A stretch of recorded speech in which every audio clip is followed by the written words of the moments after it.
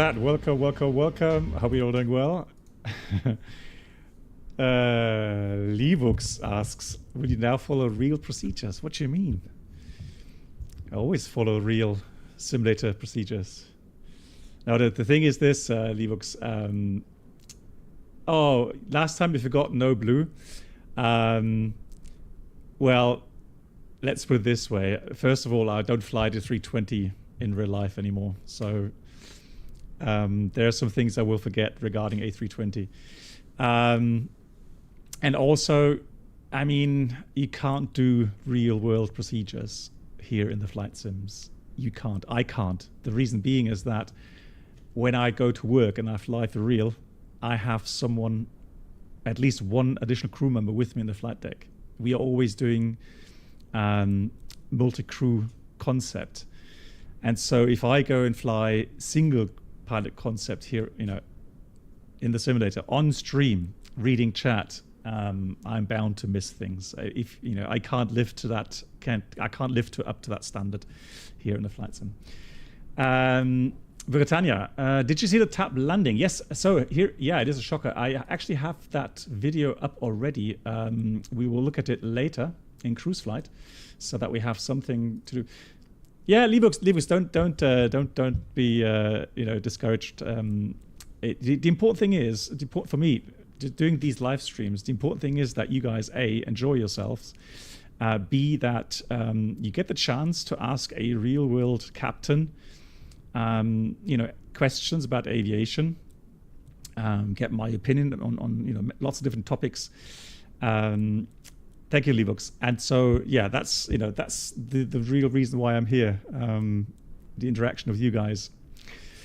And of course, the fascination regarding flight simming. I'm not going to lie, because I do get the question as well from time to time. Hey, you know, you're a real world pilot. Why do you actually, you know, bother? You know, you have your real world flying. Why do you actually bother flying flight sims, right? Well, because I find it it's a fascinating genre, and the developments are crazy. And looking not only at the flight sim developments, but also on the hardware developments. Right now, speaking of the new Whirlpool 320 FCU coming out soon, there's a lot of development going on, and it's a really fascinating time to be in flight simulation. Kidman, hello. You're the cargo apron. Where on earth is the cargo apron? And B, Kidman, what are you flying? You can see the weather is awful. It's snowing, -4 degrees.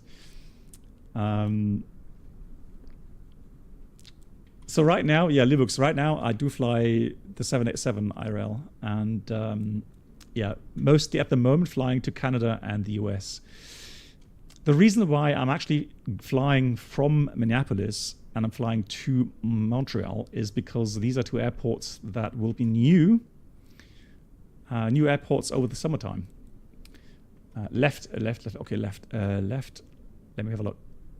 Oh, there we are. Is that you back here? Hang on. Down here? Aviation TR, hello. And Bucky, hello. Is the Horizon worth a try?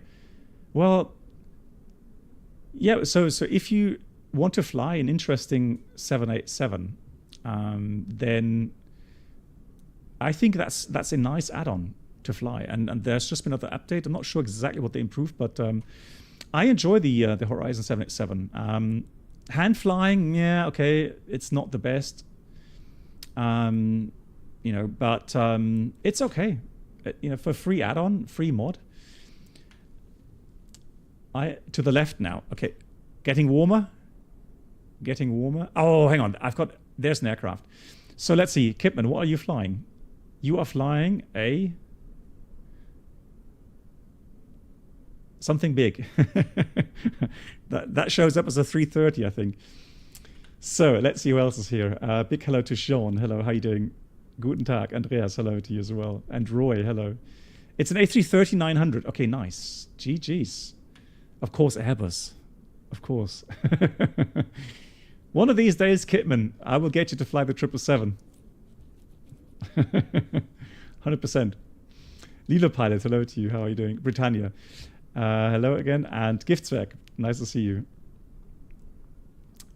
Yes, I have a double rating. So my license, my flying license actually does say 787-777. So indeed, I am actually rated on both. So let me just go get GSX again. So I hope you are all well. Had a nice weekend. And what day is it today? Tuesday, right? Yeah, so today, only one flight, I'm afraid. I am busy. I had to rehearse for my emergency training. So on Thursday, I've got my yearly emergency training with the cabin crew.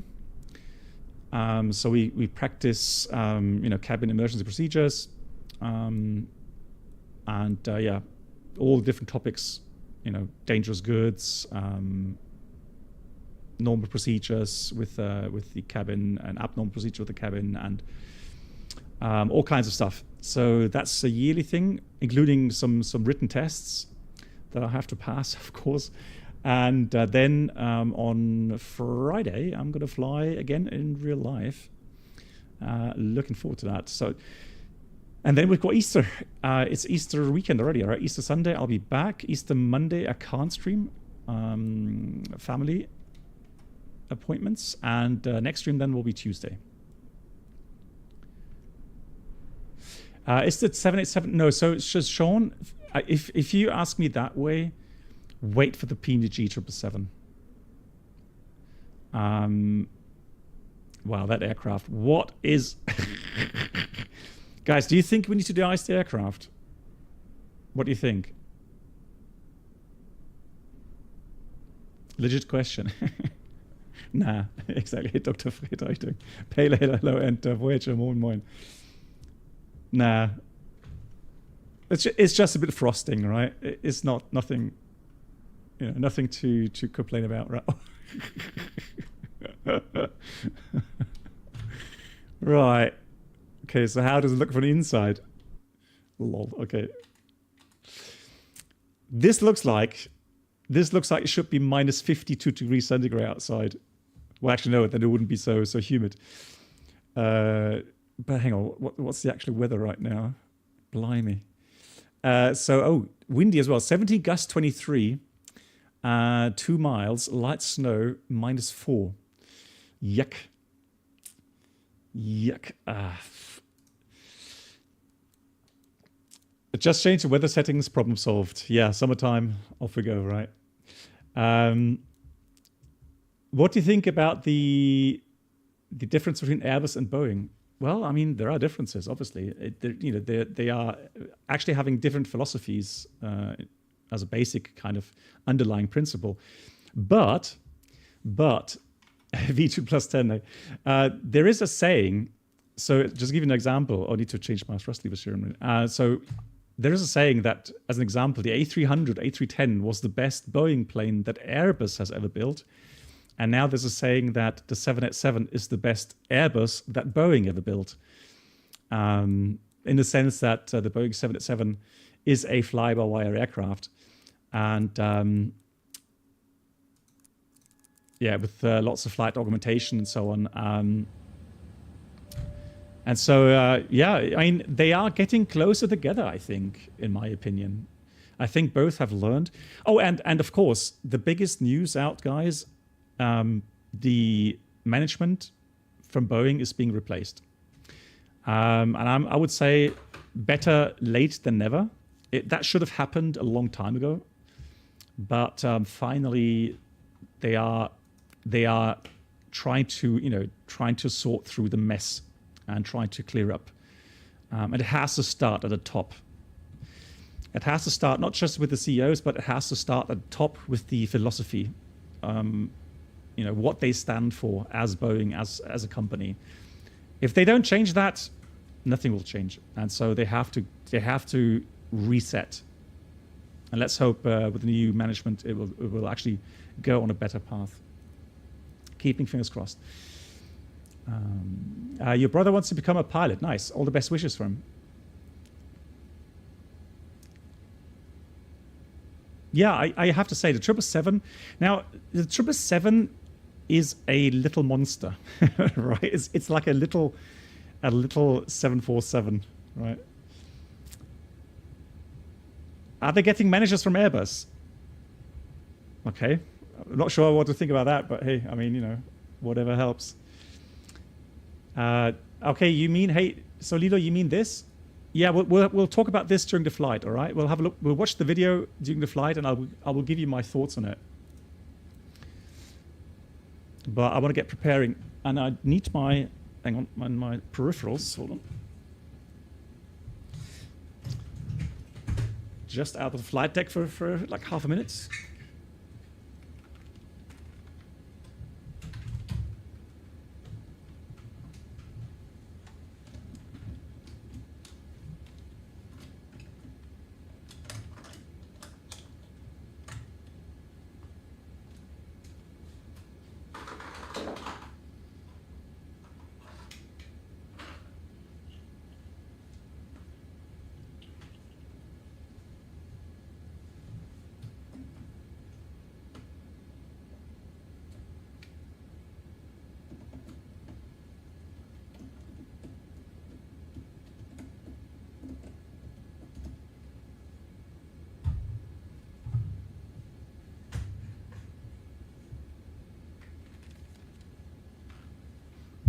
Right, that was a quick walk around, but in these temperatures,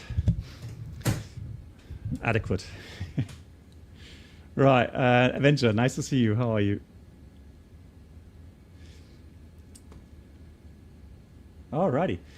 We are connected, of course, on VATSIM, but there is at the moment there is no control here. Oh, one thing, guys, has anybody been trying to download the latest FSUI PC? Because I get the message that my FSUI PC is old, but if I try to call up the FSUI PC website, it doesn't load. It says it's not online. Does anybody have a different website or something? You can't, NS as well. Okay. Cool. So normally, now here's the thing. Now I have to do the FO items as well, but normally I start here at the EFIS control panel and the FCU or the MCP. So let's have a look. We'll go with terrain. And we'll have traffic here as well selected, flight director on. We'll check the rest in a minute. That is good. Right, and quickly going over the panel. So what we're going to do, we're going to align the INS. Power is already established. APU, we'll do that in a minute. Flight deck door power on. Emergency lights armed. Window heat on. Let's get rid of the frost. Seatbelts on. Put these to auto. nav light on. Checking the air conditioning panel. Recirc fans on. Packs on. And down here, let's set VHF, transponder here. And I already got the message, an auto ATC message. Says no control here, but your squawk is 7037. I'm going to put that in here already so I don't forget. Cool. For me, that works. 7.49. Okay. Bob, hello to you. Thank you very much. Let's try. Brilliant. Okay, I'm going to save that as well. Thank you, Bob. Yeah, that works. I don't know why the direct website doesn't call up, but fantastic. Thank you much.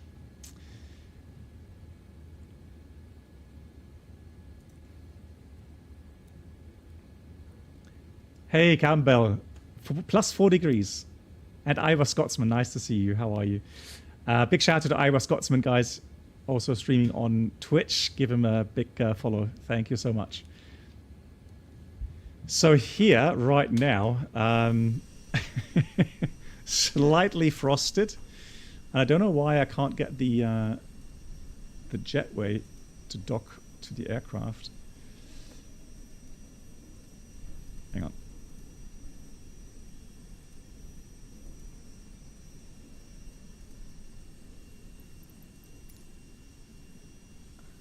There we go. I was Scotsman, my pleasure. Right, so let's go ahead and call up the menu here. We'll go with index, settings, actually, position init, route. Let's do route request here. Weight and balance, set from OFP. There we go, 287 passengers, cargo. Fuel 16.5, that looks correct. Yeah, 16.5 is fine. Gonna load the flight plan in here. Execute, right, Minneapolis to Montreal, Air Canada, 2172. Which side stick do I use? I use the Warthog Thrustmaster base. However, the stick itself is from FS Projects.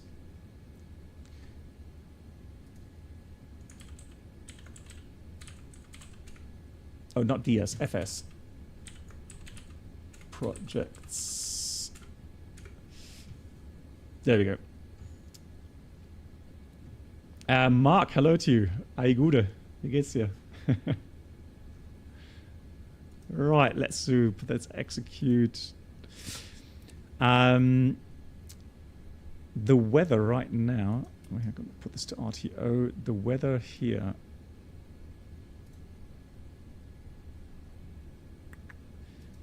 So I do have US ATIS. Thank you, Bob, for that. So Kilo Mike, Sierra Papa. So Minneapolis. Departure info Romeo special 3/20/18 gust 26. Light snow 2947. I can already set that. Welcome aboard the Captain Black Box Twitch channel subscriber. Hey, Yoda, lecker. Could new subscribers please make your way to the first class cabin, where complimentary almost drinks, new bike. snacks, They and what? premium What, flight entertainment will be served. You're getting a new bike. Thank you. GG's. Almost new bike day. Don't you already have like a Porsche as a bike? Porsche bike or something? Well, at least a Porsche bike. I'm pretty sure. Yoda, thank you so much for the 53 months. Much appreciated. So let's have a look for the departure runway. We have departing 30 left, 30 right. Which one is better for us? Let's have a look.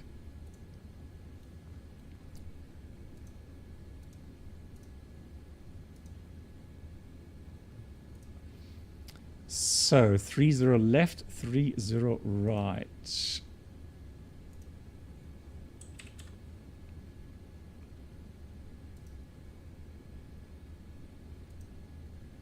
I think we're parked here. Yeah, there we are parked.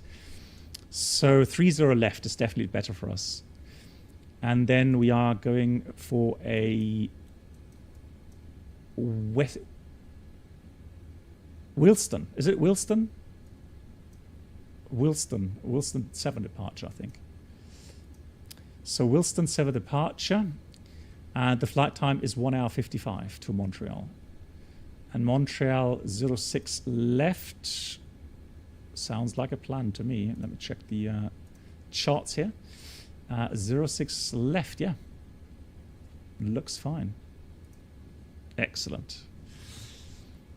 53 months. That Ferrari was in back order for 7 weeks, which I know was okay. You're gonna have to send me a picture, Yoda. I am envious. I have like when you have like a Porsche as a bike, you could look at my bike as having a Ford Focus, right? Ford Focus with 80 horsepower or something like that.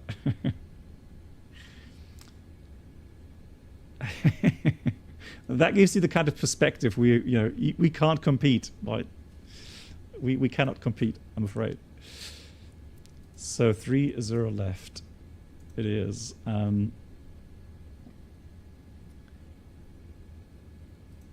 So here we go. Wilston 7 departure and the transition. Where are we transitioning to? Well, we're actually going to stop at Wilston and then direct Sierra Sierra Mike. So we don't do any transition afterwards. So let's have a look at the Lex page. So Wilston, Sierra Sierra Mike. Then we go to BMOC and then it's the LFLER. Leffler. Captain ETD, I would say about 15 minutes. I'll try to hurry up. So departure arrival index, we can go with Montreal arrival, ILS 06 left, LFLO 7 via BMOC. And then transition none. Let's execute that. So from Axeni Vectors and then Xolta. Okay, that looks good. So, zero fuel weight, 167.7. That looks a little bit more compared to what we have on the flight plan. Let me dial that down a tad, because otherwise fuel flow is going to be more here in the air. What? Huh? 162. That's interesting. How come? There we go. Now 160 tons, that's better. So let's go with 160.4. And the reserves are 4.5. 4.5. There we go. Is there online ATC? Well, we are logged on, but right now we don't have ATC here, and the only controller that is on is Charlie Hotel India. Is that what is Charlie Hotel India for sector? I honestly don't know. Let me just check.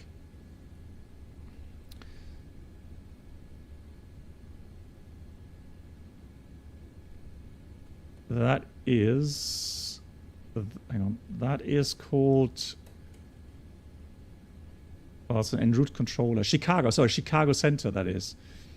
Chicago Center and Minneapolis is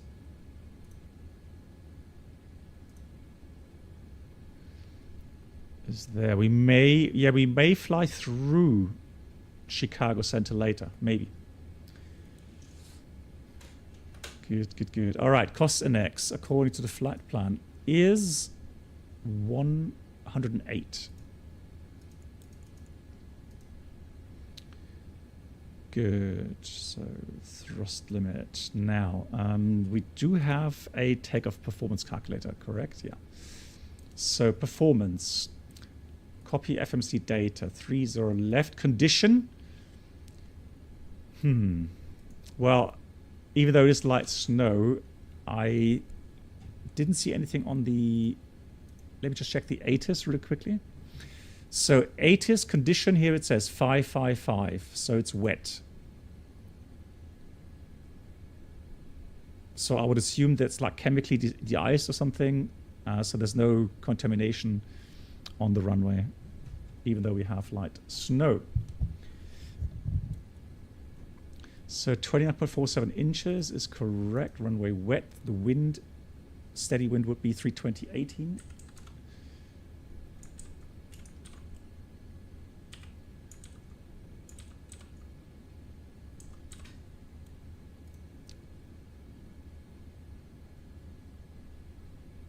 Oh, hang on. No, that's just...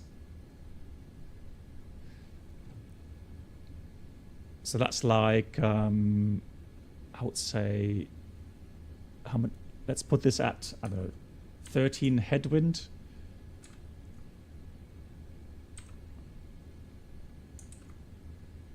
It doesn't like that, does it? Okay, disregard. We'll leave that at 0.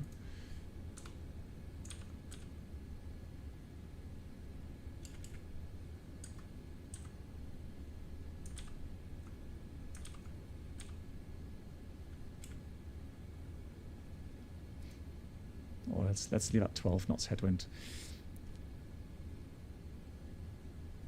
-4 degrees Celsius. -4. So the CG, let me change the CG manually if needed. So right now it's actually quite good, 24.7. That is actually fine. So let's put this at 25.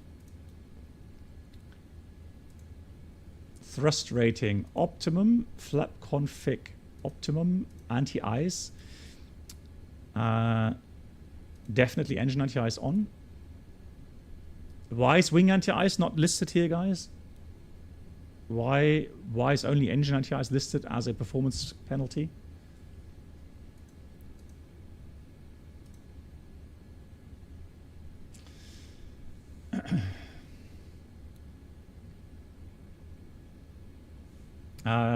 VPAD type .ctaf. Okay, trying. .ctaf KMSP. 26.7. Okay. Exactly, because the engine anti-ice uses engine bleed air, so that's the only bleed air source, or actually the only penalty is engine anti-ice, because the engine anti-ice does take out bleed air from the compressor. Everything else is completely electric. So even though you need a lot of electricity to heat up the leading edges, yeah, it does not use bleed air, so that's why you don't have any penalties. Oh, that's nice. Look, it actually melted the ice on the windshield already. That's nice. Cool. So I'm going to send the output, but that doesn't. Does it work? Does it not work? It does work, doesn't it? Accept. Cool. 25 CG. So let me just check those values. Flaps 5, 30, 44, 53. 30, 40, 53. And we're doing a DTO2 flex 49. DTO2 flex 49. And climb out will do climb 2 as well. Cool. So we're not very heavy at all. We're only weighing like 183 tons. That's nothing. Answer, Marco. Chop, chop. Yours a T Ford. Oh, God. No, you meant you've got Mustang, Mark, right? You got Mustang. No, so Serhan, if you're referring to the 320, it does have wing de-icing from engine bleed air. However, you're right, on the A320 on the ground, it does not use the wing anti-ice, because it is expected that you actually use de-icing fluid to de-ice the wings.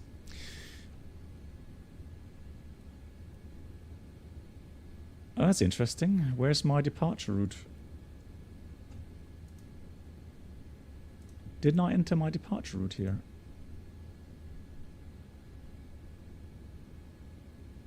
I did.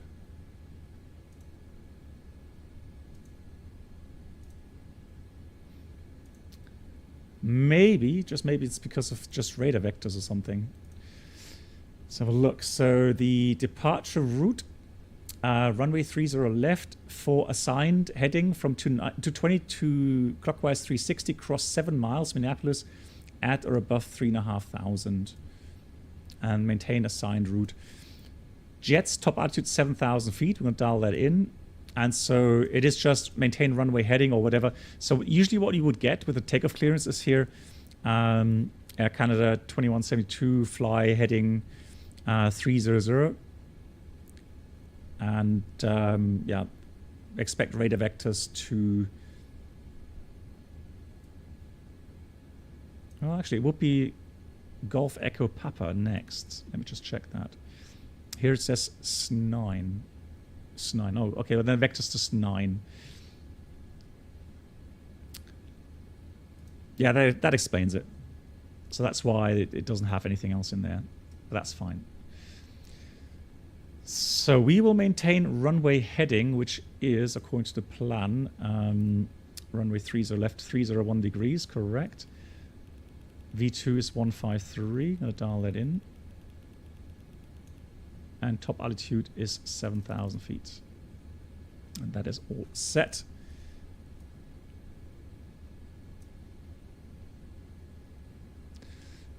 We got NADP 2, so 1850, 1850, page 2. So it's going to be 1,000 feet height for acceleration and 1,000 feet height for thrust reduction. Engine out height is 1,500, that's correct. Cool. So all the data is set. In real life, what I usually do, I make a screenshot of the status page, including the engine page. So that way I have the oil quantity as we start out the flight. We have the hydraulic quantity levels. We have the APU oil quantity level, and we have the oxygen and the liquid cooling levels as well. So that way, if we have a leak somewhere during flight or after the flight, if there's an unusual amount of usage for some fluids, then I can actually say, well, we started out with that level.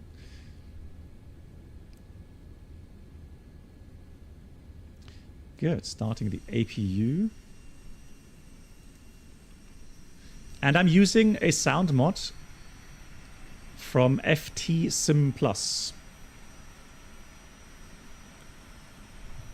In case you're wondering why the sounds here are different to standard sounds.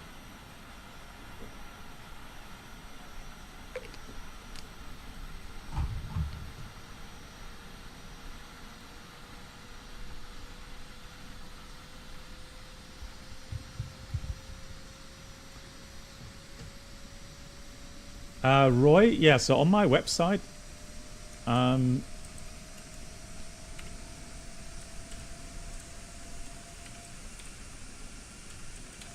there's a section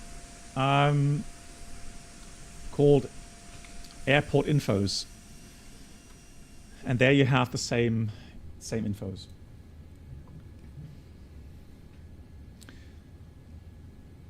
So APU is running, fantastic. So external power can go off any time. Cool. So departure briefing.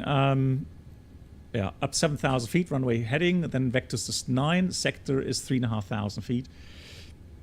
Engine failure, just proceeding straight out, runway track, acceleration at about 2,400 feet. Yep. And return to Minneapolis anytime. We are below max landing weight. Stop margin also not critical. So we can abort the takeoff until V1 for thrust loss, aircraft not controllable, ATC call, and all of the cautions warnings coming through. Yeah, my PC. Well, I mean, my PC is good for heating here in the room, right? So good. Let's go with a checklist, shall we? I'm going to put this on this side. So pre-flight checklist, yeah, completed. Then no ATC yet, so we're going to go with the before start items. So I have 2 items, V2, LNAV, VNAV in there, and then I set the trim for the stabilizer. 5.5 it is. The first officer does the items here. Right demand pump on, center pump on, and then left pump on for the hydraulic. Fuel pumps on, beacon on, then we'll go with transponder on, engine page is up, 1 recall check, and we're supposed to have hydraulic engine fuel and TCAS. So cabin temperature, that's a bug, and door 1 left, obviously we have to close. So let me just get rid of the jetway. And then that way.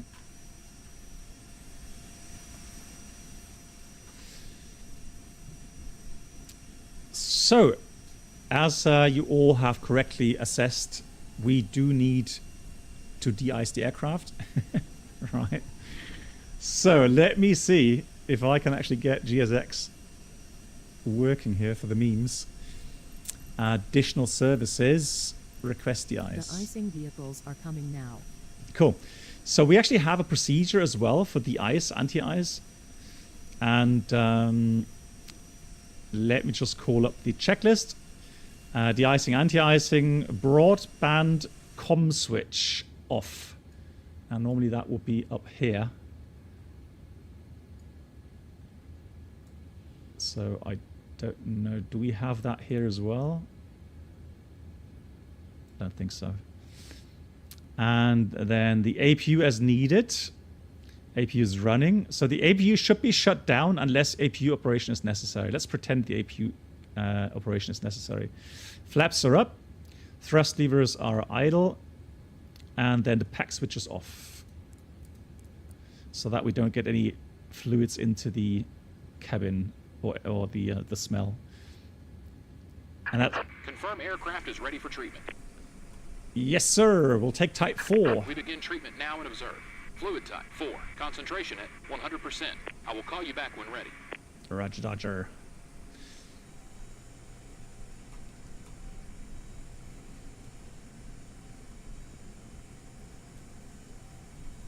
I'm pretty sure that visually nothing changes, so I think we have to manipulate that ourselves. And we could do that with debug.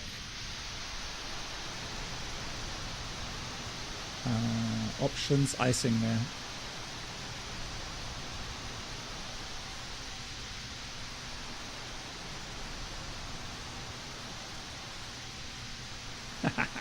Lol.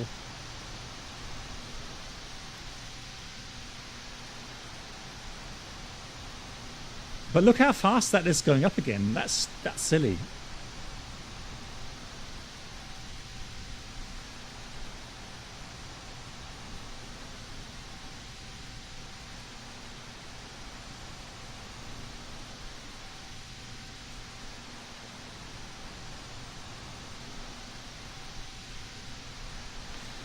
But, I mean, it's a big aircraft. It does take a long time to de-ice. It really does take a long time. Ikrashu.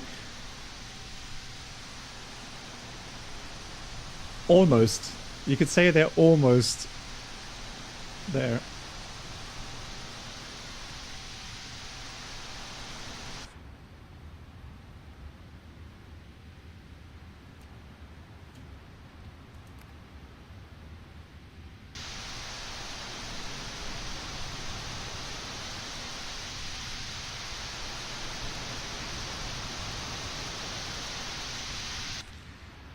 But if I'm not mistaken, it does take into account the fact that the aircraft is bigger.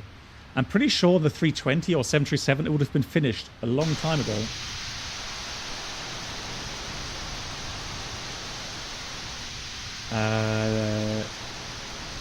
Is it Ixka or Luca, or how would you say it? Ixka?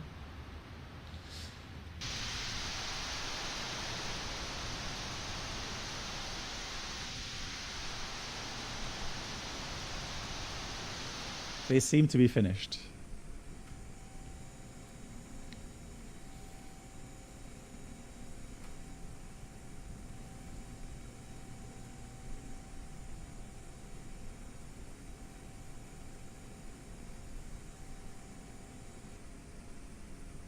De-icing and anti-icing completed. Anti-icing code is fluid type 4. Concentration at 100%. I'm disconnected. Good day. Good day. So, so normally type 4 in these conditions, light snow, gives you, I mean, anywhere between 45 to 85 minutes. Good. So after icing, anti-icing is completed, broadband comm switch back on, APU as needed, APU is on, and then pack switches as needed. I'm going to put the pack switches back on again, and then flight controls will check later after engine start. So let's go ahead and let's get pushback. Due to icing conditions, please stand by for engine start until push is completed and brakes are set. Good. So then we're going to go with the before start checklist. Passenger signs on. MCP V2153 heading 301 at altitude 7,000 feet. Takeoff speeds 130, 144, 153, and flex is 82.8%. We are ready for pushback. CD pre-flight is completed. Taxi takeoff briefing is completed as well, and that's the before start checklist complete.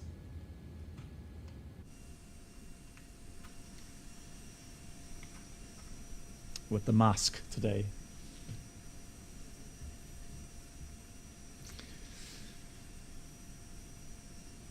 So one thing we would do during taxi out, you would have to do within 60 minutes an engine run up. And we kind of have a little helper. So it's 3, 4, 5, 6. So 3 degrees and lower. Completed. Bypass pin inserted. Outside temperature plus 3 degrees or lower. And then want to run out the engine to 40%, or if higher needed, 40 up to max 50%. And 5 stands for 5 seconds. And interval 60 minutes latest.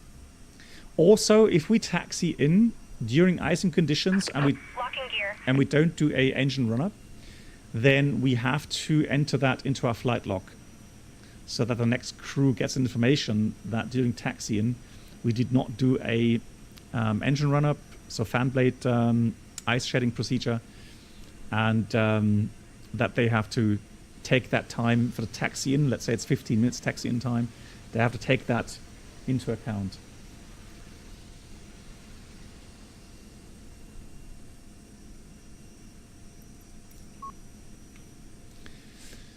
So where do we want to go? So I'm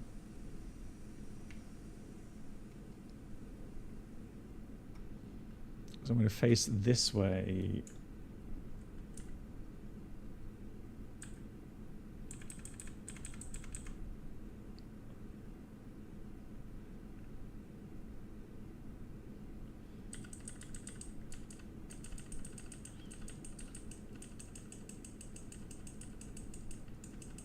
That's not really that's a...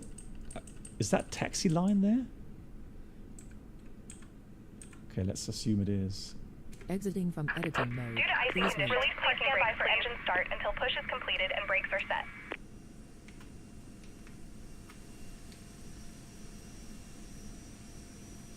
Right. Let's see what the engines sound like during start. Brakes released. Commencing push. Due to icing conditions, please stand by for engine start until push is completed and brakes are set.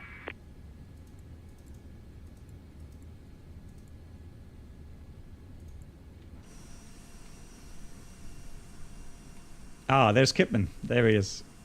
Right, there you go. A330, nice. So we've done the checklist.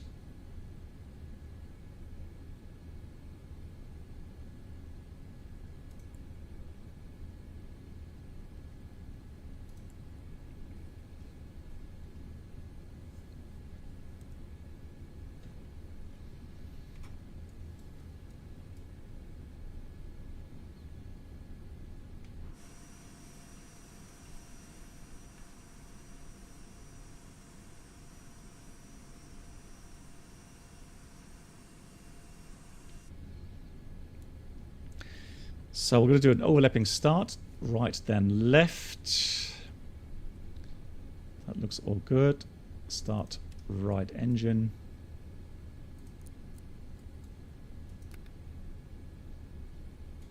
Start left engine.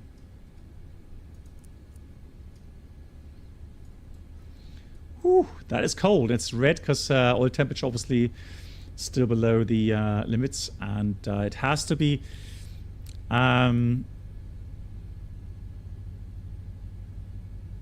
increasing as a temperature, but it should get to the amber, yeah. So as long as it'll increase within 3 minutes anyway. So, although that is a bit unrealistic because we're not really. Please set parking brakes. I mean, we have light up, but still.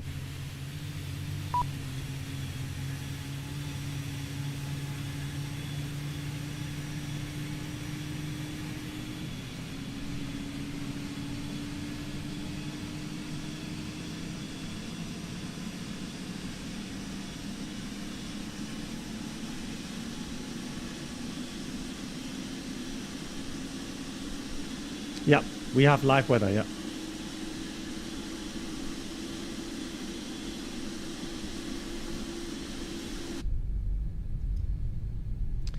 Good engine start, and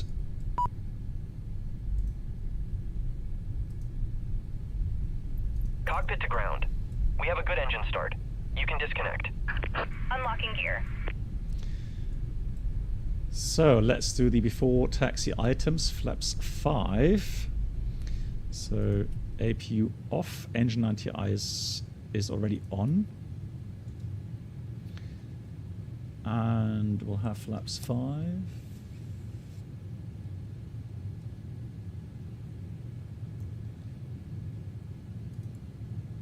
Yeah, 3 minutes engine warm-up will be no problem until we depart.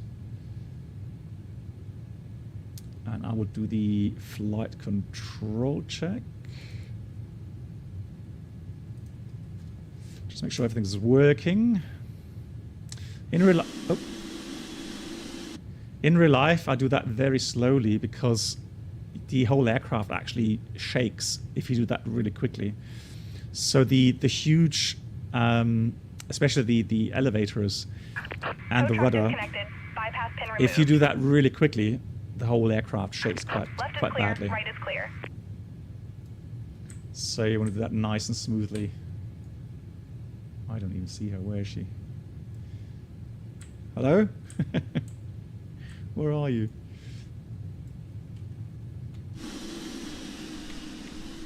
Oh, there.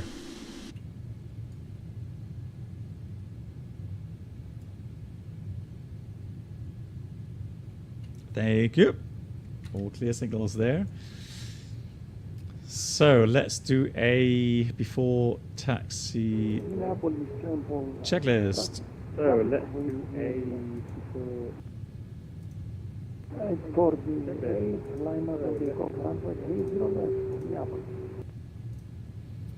Anti-ice, engine anti-ice is on, recall.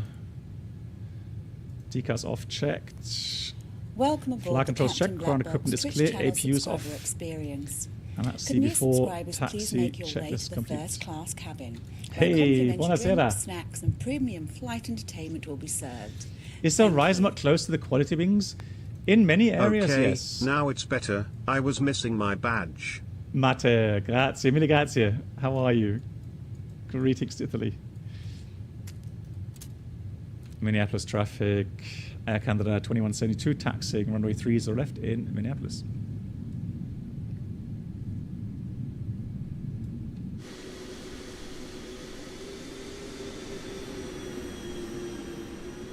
There's Kidman lining up. Now let me just debug again regarding icing. Obviously, that is a little bit unrealistic. And we did de-ice the aircraft, so. So taxiing out, we would normally wait for the cabin to give us a call. Cabin ready in here, and then we would check the takeoff performance once again. Make sure that engine values are all good, especially when it's very cold. But yeah, 100 degrees now. 3 minutes engine warm up. And then what we'll do though, we're going to go ahead and on takeoff, we'll do a quick engine run up just before we release the brakes. All right, Kidman, have a good flight. Here he is.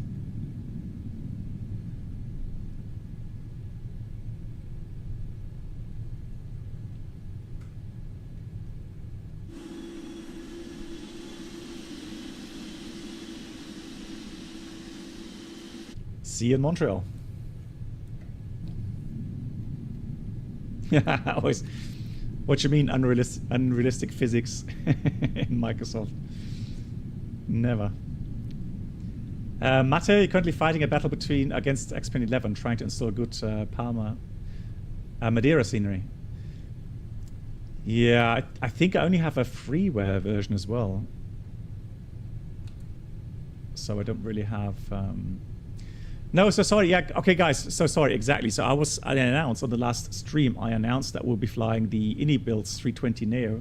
The problem is that they delayed the SU-15. Is it really Fogbound Turtle? Oh God, I'm gonna go there in real life next month. You're joking. Montreal's a disaster of an airport. Going there's a nightmare. Traffic from hell. Okay.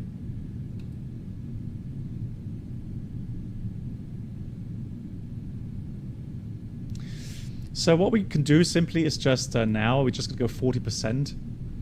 We're gonna have a look at the vibration values.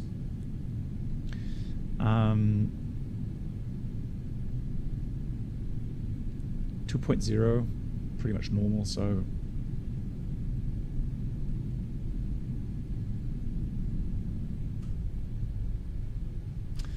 the flight model arc. I mean, it's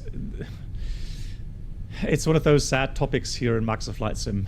Flight model, unless you do your own external flight model here, they're all unrealistic. Well, that is just a sad thing about Microsoft Flight Sim.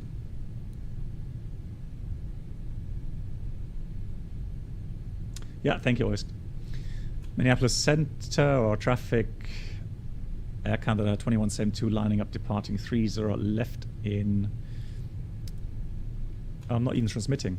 Lol. Hang on. Push to talk.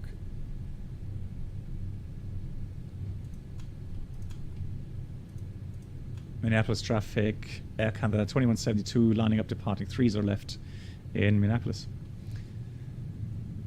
Good. Now that's how pros do it. Right, so let's go ahead and do a quick checklist here. Before takeoff checklist. Yeah, before takeoff checklist complete. Checklist complete.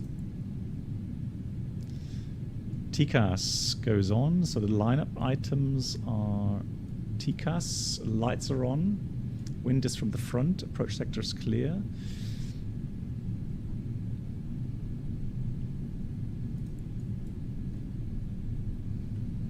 Luke, hello to you. Chrono? No, we don't need to press chrono. It starts the lapse time automatically here.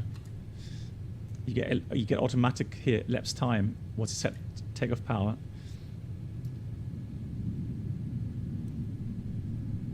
No need for chrono here.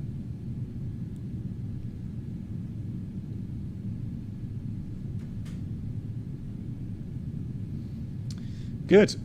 Headwind. Everybody ready? And let's just do a quick run up here.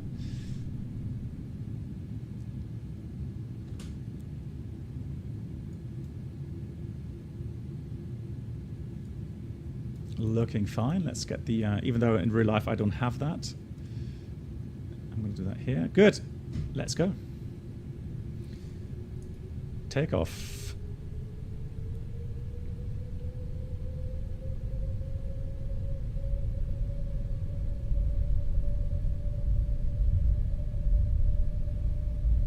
Thrust. Set. 80 knots.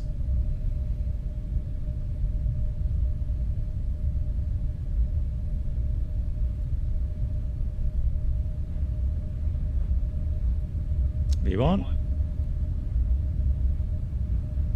Rotate.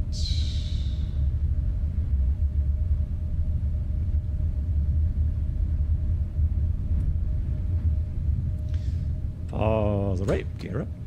Pitch about 12 degrees.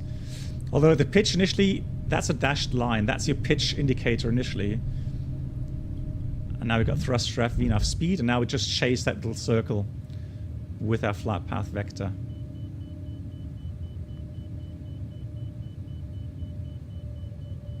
Here comes climb power. I'm going to pitch down now. So we have heading select. Yeah, I've got a nicely trimmed now. Fantastic. Flaps 1.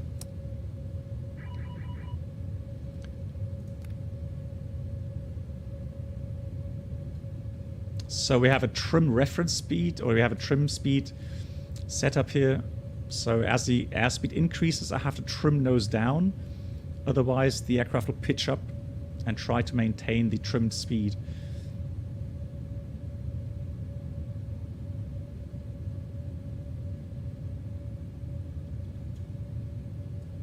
So we've got engine anti-ice, wing anti-ice automatically on. Autopilot on. So I'm going to put the engine anti-ice to auto. And I have a feeling that we've got icing again on the wings. Although, not really, no. Wow, it's hardly climbing though. Are you kidding me? Let's go with climb 1 then. I have a feeling that's the stupid icing simulation. Yeah, see what I mean? What's happening with the speed? Oh, that was the... yeah, that's Microsoft. Good God. Fly. That is just so stupid. Is there a way to deactivate icing here in the dev?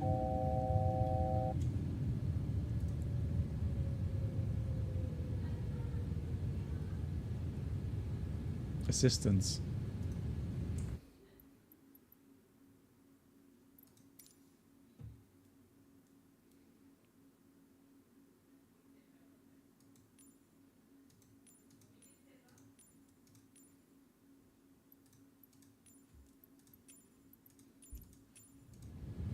There we go. Yeah, thanks, Sir Garrick. I mean, that's just absolutely stupid. So we got flaps are up. Let's do the after takeoff checklist.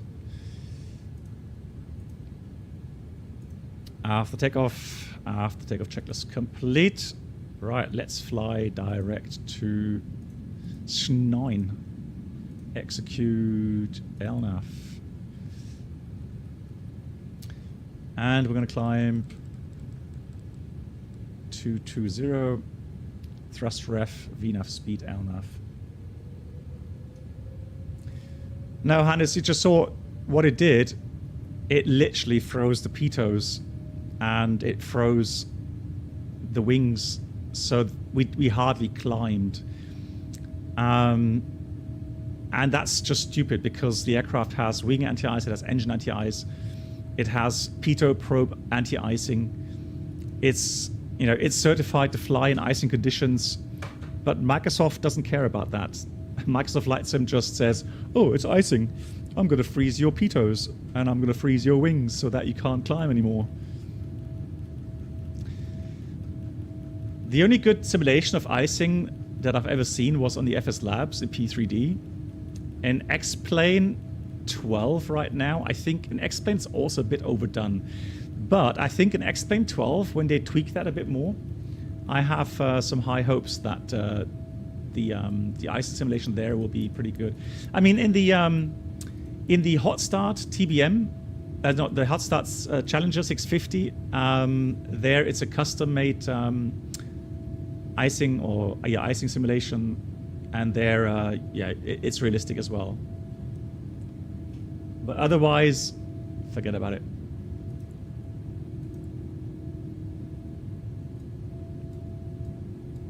Sounds nice. Spicy clouds. Look at that.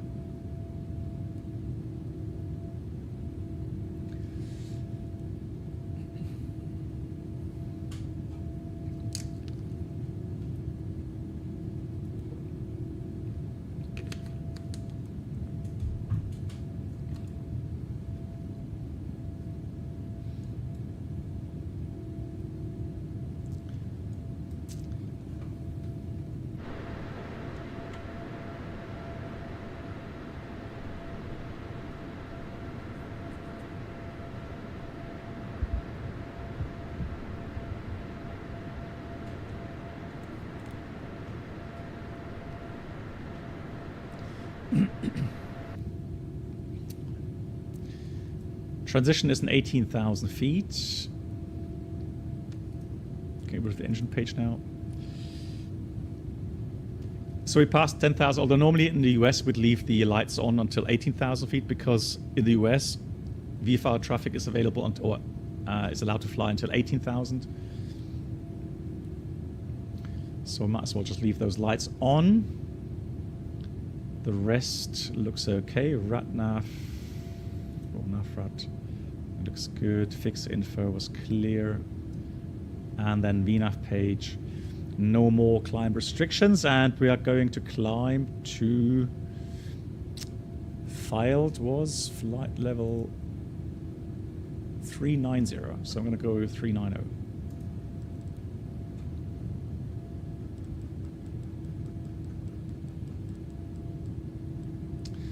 $39,000.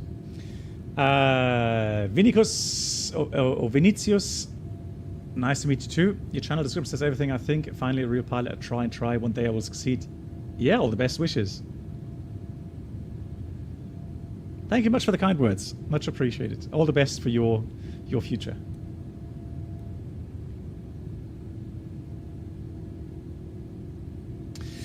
No, so whenever you have an automatic system, so I guess you're referring to the anti-icing system.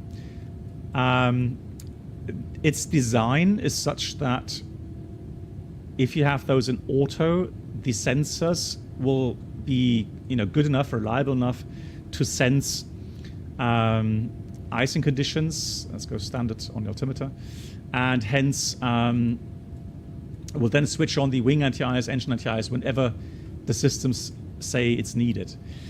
Now, however, there are limitations in some conditions. As for example on the ground. So there you have to force the systems into operation by using the on position of that switch. And again, usually when you have the aircraft de-iced on the ground, then you don't need wing anti-ice until you're airborne. And there the system again will sense. It's got probes on the outside of the aircraft at the nose section, and there it'll sense icing conditions and then switch on the wing anti-ice. So it is automatic.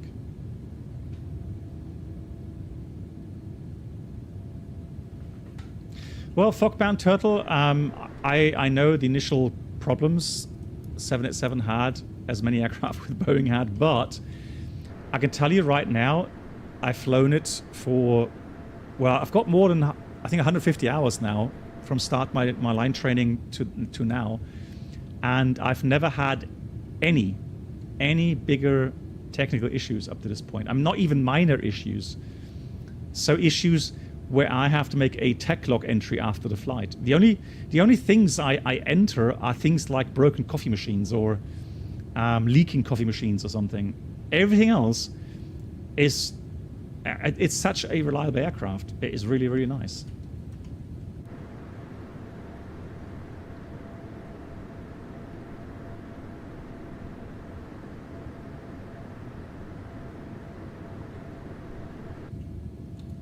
Hey, pilot. HUD not moving? Oh, you mean like we can't use the HUD? Yeah, well, I mean, we know that. So, Tim, hello to you. How are you? The seatbelt signs, yeah. So, in auto position, what it does, if you have a decompression, they will go on automatically.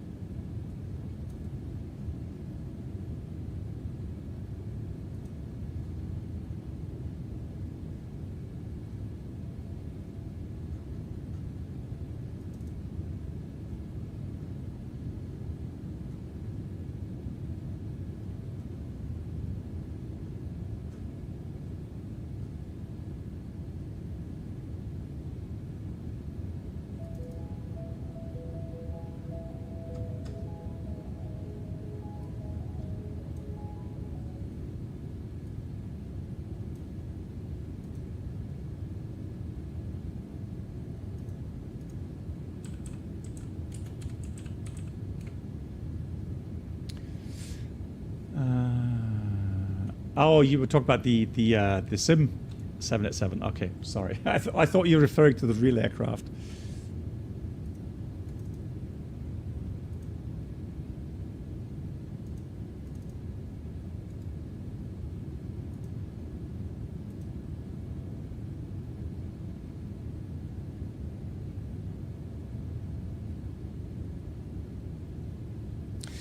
So to be exact, so anytime the passenger oxygen deploys with the seatbelt switch in auto, the fasten seatbelts illuminate.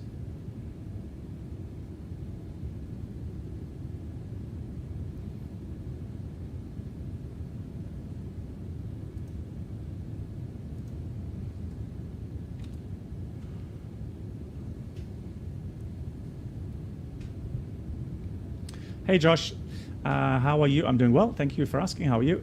So that the guy, but let's go around tutorial with the Phoenix Block 2, especially of the phases after the go around, like reprogramming. You don't really need to reprogram, Josh. All you need to do, Josh, is activate the approach phase again. That's all you should need to do. That's the beauty of the A320 MCDU. Hey, have a good flight to Ibiza. Nice.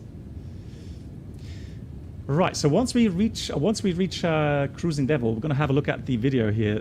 TAP 321 landing in Madeira, and again, not to roast, but to talk about what may have happened on that flight.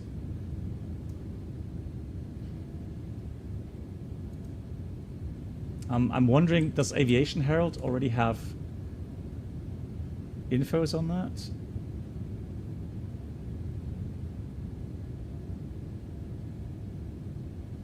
No, there's no reference. Or when was that? When was that landing? Today, right? Yeah, that was today, I think. Yeah, there's nothing on aviation. Yeah, it apparently was a ferry flight or something. So positioning flight, yeah, could be.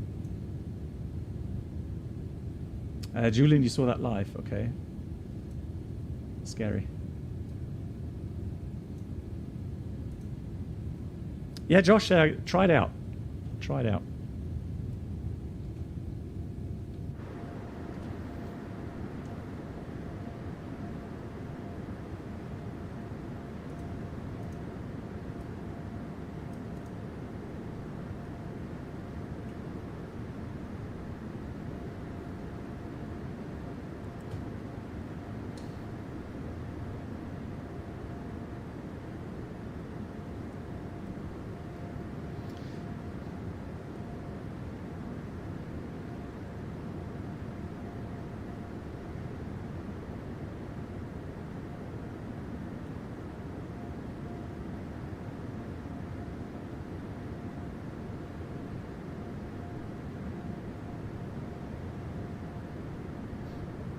No, so we are north of Chicago Center. So we're actually not getting into the sector.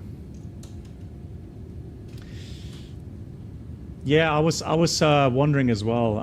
Now the thing is with these recordings, and we'll talk about that in a minute. The thing is with these perspectives, it looks really weird, doesn't it? So the pitch up and pitch down.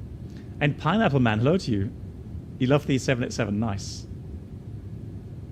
The first, hey Winky, nice to see you too. The first 787 is already being dismantled. Yeah, well, I mean, you know, the 380, the first 380 was dismantled after 10 years only. And as we know, normally aircraft fly for many, many more years, not just 10 years. I mean, it's a shame that an aircraft that requires so many resources, you know, is being scrapped. You would think that surely, you know, somewhere you would be able to fly that aircraft and make money with it. I would imagine You know, I think Air France was the first airline to scrap A380s. I wonder if they had waited like, you know, a few more years, put them somewhere in storage, so long-term storage, you know, maybe those aircraft would be flying today.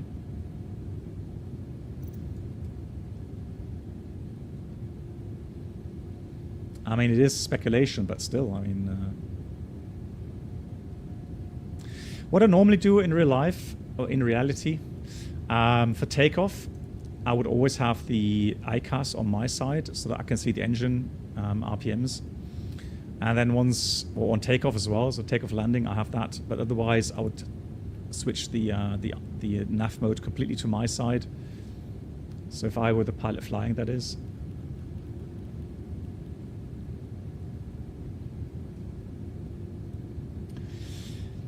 Have you ever experienced a plane that would not want to descend like that?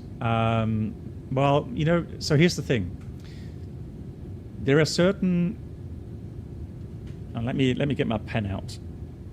Let's do a drawing, shall we?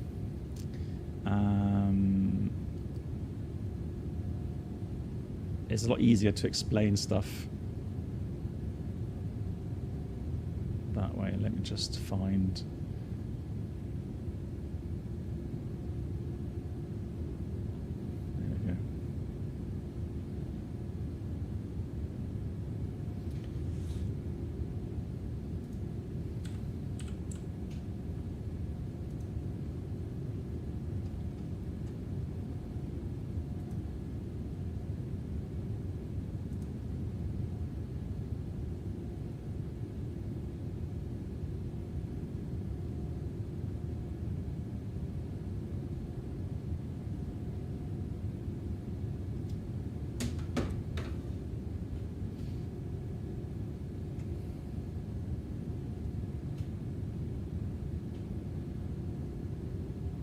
So, some basic rules, right? So you have your runway there, and you have your normal approach path, and we know that is 3 degrees, right? So there are certain kind of altitudes that are important. And I'm going to put 500 feet here, so that's 500 feet, that's 1,000 feet, that's 2,000 feet, 3,000 feet, right? So as you come into land, you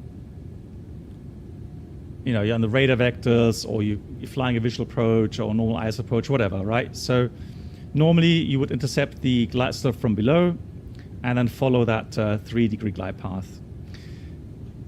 Now you have to realize that the closer you get to the ground, the less descent rate you are allowed to do.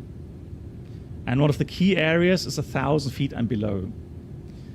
So sometimes if you watch videos and you hear pilots call out, you know, 1,000 stable, right? What does that mean?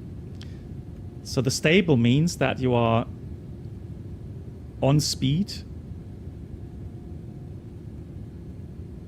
So normally it will be like max plus 10 knots. So you're allowed to have 10 knots more than the target speed. The next would be obviously glide path localizer. So usually, depending on the airline SOPs, you would call out, let's say, half a dot. I mean, if it's an expanded primary flight display indication, it may be 1 dot. So again, it depends on the SOPs. There's 1,000 feet. And of course, you will want to be at landing config. So gear and flaps all set. So these are like the main points, right? Landing configuration established, you're on path, on localizer, and on speed. Now the speed depends on the airline again. The speed requirement may be at 500 feet. And that is because there are airports like London Heathrow where they will tell you 106 knots to 4 miles. If you use your 3-degree profile calculation, 4 miles means 1,200 feet above the ground. Now, let's say you have a light 319 at 150 knots approach speed. You would have to lose, 35 knots within 200 feet, which is pretty much impossible to do, right? So there's those rare cases. So for ATC requirements, you can get speed establishment at 500 feet. But otherwise, the rest is pretty much solid. Why is that?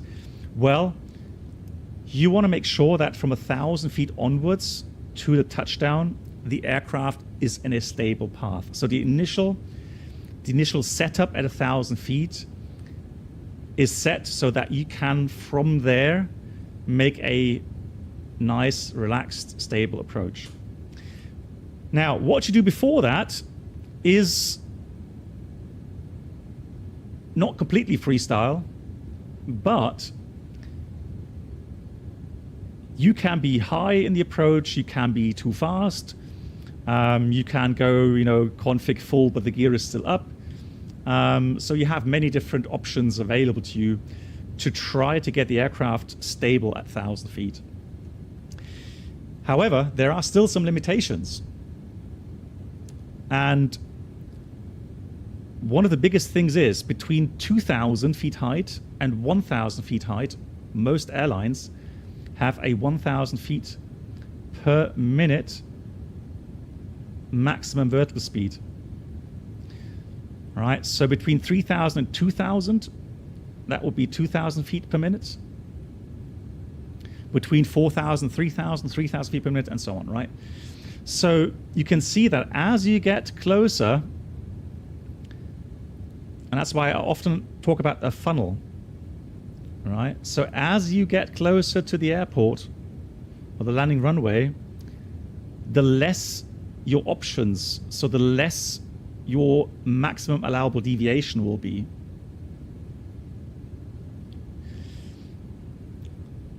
Now, what happens if you are not stable at 1,000 feet? Let's say you don't have to give out, you don't have the flaps at landing position, or your airspeed is still, let's say you're supposed to be at 1,000 feet at your airspeed. Well, let's say you're 20 knots too fast. There is no, well, we'll be at the speed in 10 seconds, or, don't worry that we are 2 dots high, right? No. All right, that's a hard limit at 1,000 feet. So either you are stable or you are not stable, right? There is no in between. And so after we pass that 1,000 foot area, right, this then becomes the area where you have to be, flying under full concentration, because any larger deviations below, above, and once you get outside of that cone, that funnel, where with normal means, i.e. 1,000 feet per minute maximum, you can regain the normal path. Once you're outside that, it means go around. And why is that so important? Well, let's have a look at the video, shall we?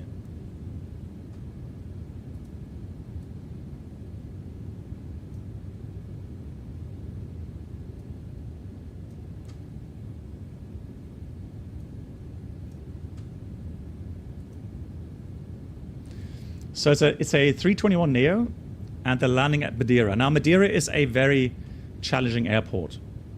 How good is the Horizon mod? I think it's a good aircraft add-on. I like it. We know that Madeira is a very, very challenging airport, and there are airlines that only allow their training captains to land there and take off from there because of the wind shear potential it has. So even if the winds aren't crazy strong, the landings there are generally really, really tough. How do you tune the 0.833 in P3D? Yeah, only 3V pilot, ARC. Only 3V pilot then. Unfortunately. Cool. All right, let's have a look.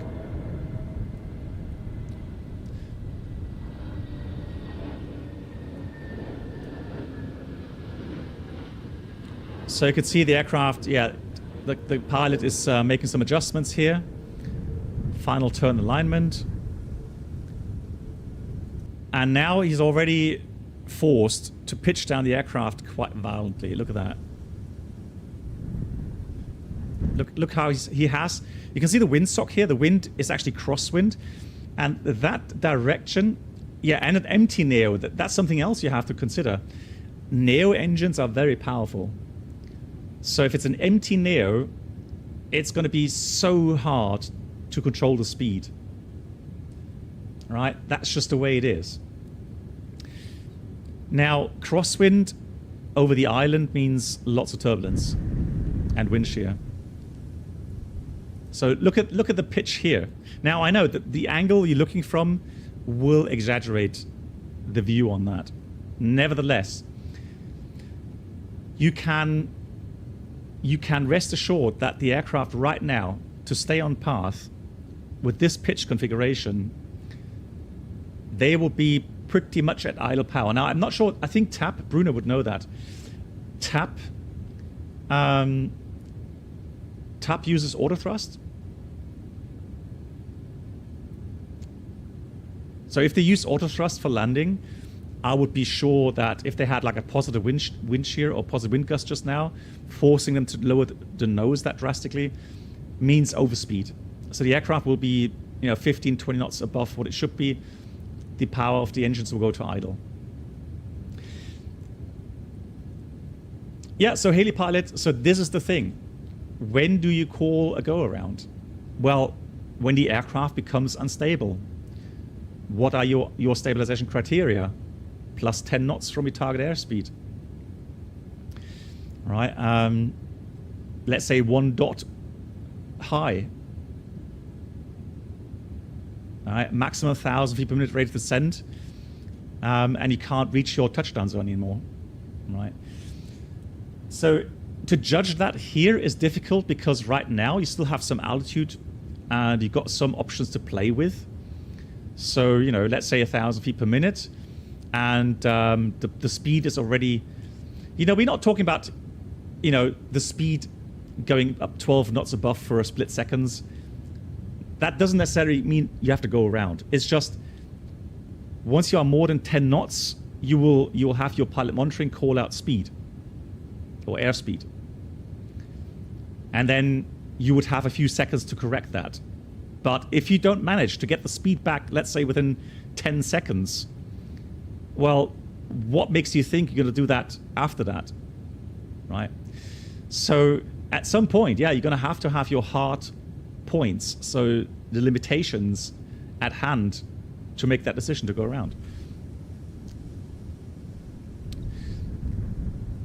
Now, this looks spicy, but I think this is nothing really too far out of the ordinary. You could argue that maybe they're not maybe 50 feet, maybe they're more like 100 feet above the threshold here. So normally with a 3-degree profile going towards the touchdown zone, or the touchdown zone markers there, you should be 50 feet. So I would say it looks a bit high there from this point onwards. Now, look at that. Look at this position here. You could clearly see the aircraft is either at 0 pitch, or I would even argue maybe minus 1 or 2 degrees, and the aircraft is not really descending anymore. It's look how hard it is for the aircraft to descend, even with such a steep descent angle. Again, lots of crosswind, and this approach is challenging, and you know, just like people saying here, with the aircraft being completely empty, very light, that's a very tough situation. Usually those markers are at 1,000 feet. However, it could be that these are a bit shortened because of the runway layout. Easy airport, yeah. So usually those would be 1,000. I would have to look at the official charts, because that looks a bit like, that looks more like, I don't know, 700 to 800 feet or something, not 1,000 feet. But that, again, that may be just a visual deception. Nonetheless, usually the end marker, so these markers here on the normal runway layout, that will be 3,000 feet from the beginning of the runway. Right, that whole thing is 3,000 feet.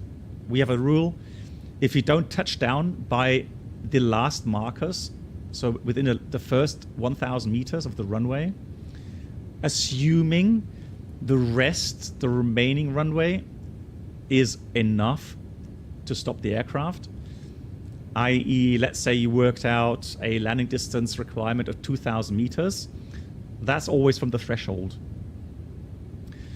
So that's, you know, that's about 300 meters. So the rest is 1,700 meters stop, right? If you have from this point onwards still 1,700 meters of physical runway, well, yeah, then you can flare out the touchdown zone, as we say. So let's have a look what happens now. So you can clearly see the aircraft is having a really hard time. So he tried to level off, prevent the nose gear from hitting the ground first, but immediately the aircraft lifted off again, or at least didn't descend anymore. So now you can see clearly they will be able to see the end of the touchdown zone coming. Hey, deep diver, good evening. And now that they're really, the pilots are really trying hard to force the aircraft down, right? And looking at the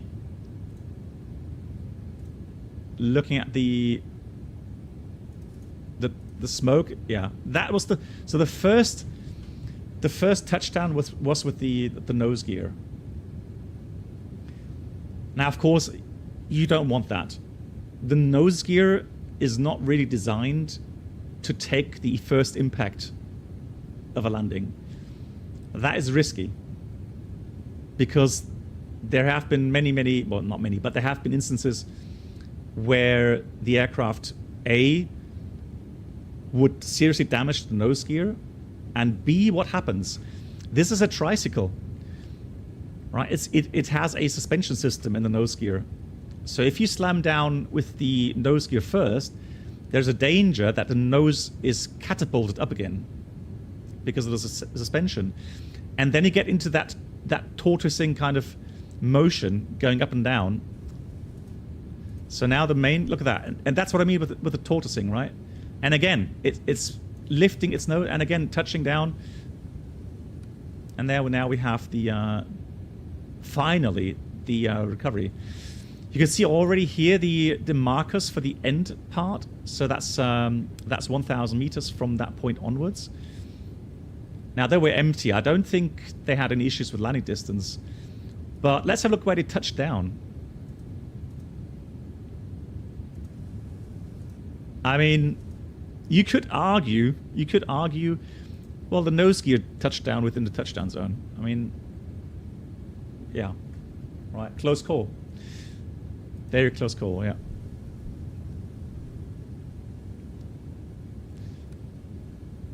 So let's have a look where they actually stopped.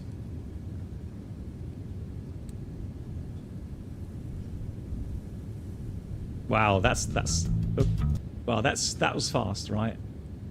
They stopped really, really quickly. So apparently what happened, at least Bruno told me, apparently what happened, they taxied to the apron. Oh yeah, you could get frame by frame. Yeah, thanks for the info. Yeah, thank you. Right, so they went to the apron, deboarded, then boarded well, actually there were no passengers on board, but they boarded the passengers and they taxied out.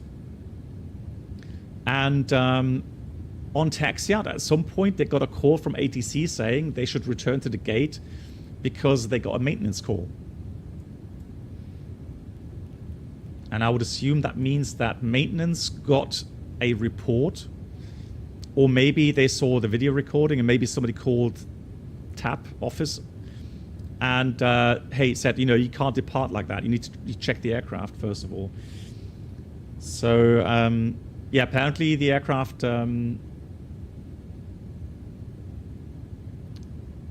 didn't return initially. So I'm not sure if they returned by now or what they've done, but yeah, Sponex, that's the thing. You have many scary videos where planes have touched down with a nose gear first and got into really wild upset. So, no deep diver for us. For us, deep diver, we have a clear limitation. And even if you have 4,000 meter runway available, all right, if you don't touch down, at latest, the end of the touchdown zone, so at 3,000 feet or 1,000 meters, if you don't touch down by that time, it's a go-around. All right. And actually, I did a go-around, well, I called a go-around on my first officer in my last sim mission. That was a check flight for the first officer because he flared too long. Right. We didn't touch down, and you could say, well, it's only a simulator, but it was an official mission. So even though it didn't make him look good, I had to call the go-around, because otherwise then I would have been putting myself in a bad spot, not calling go-around, because that would mean that I disregarded a hard limit, which I can't do, obviously. So yeah, but that's a hard limit, guys. Now, for the other criteria regarding, you know, stabilization, there's one more thing that we have at our company, and that is, if any pilot in the flight deck calls out go around below 1,000 feet height, it means go around. And the only way that I could override this as a captain is if I would say we have an emergency and I don't care now, we're going to have to force the aircraft on the ground because we're on fire. You know, but otherwise, I mean, sure, I would go around. So really, in this situation, the pilot monitoring obviously has a very important duty, right? And that is to call out deviations, monitor the flight path, monitor that the limitations are being adhered to, and if not, call out go around. Right? And if they have the same rules in place, then there is no second guessing. Let's say the first officer, assuming that the captain landed here, which I don't know, speculation. So let's say the first officer said here, oh, you know, we're too fast, we're too high, go around. And the captain has to go around in this case, right? Whenever I have a very challenging approach, so let's say I know that we've got, you know, wind shear potential, lots of crosswind, I would normally brief my first officer saying that do the call-outs, very important, do your call-outs, and if we are outside of limitations for, let's say, more like 3 seconds, call go around. Right? Or if you see the approach being unsafe, unstable, call go around. Why? Because I can be target fixated. So you can imagine that if you're concentrating so hard, you're battling with the aircraft, you're concentrating so hard, you're literally tunnel visioned. Right? And depending on your workload, so your stress level, the first thing that will go is your hearing. So that's another topic. So if the first officer, let's say, calls out go around, and there is no response from my side, then I would expect my first officer to take over control. Because then he would have to assume that I'm tunnel visioned, I am incapacitated, right? And he would have to take over control in that case. So there are definitely clear rules in place. Now, again, I don't know what happened here. I don't know, you know, the insides. So it's all speculation. And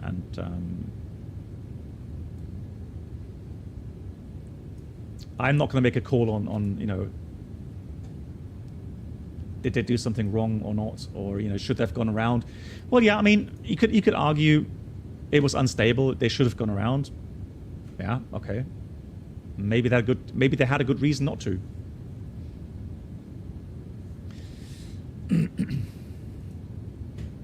Aviation TR, I'm a captain.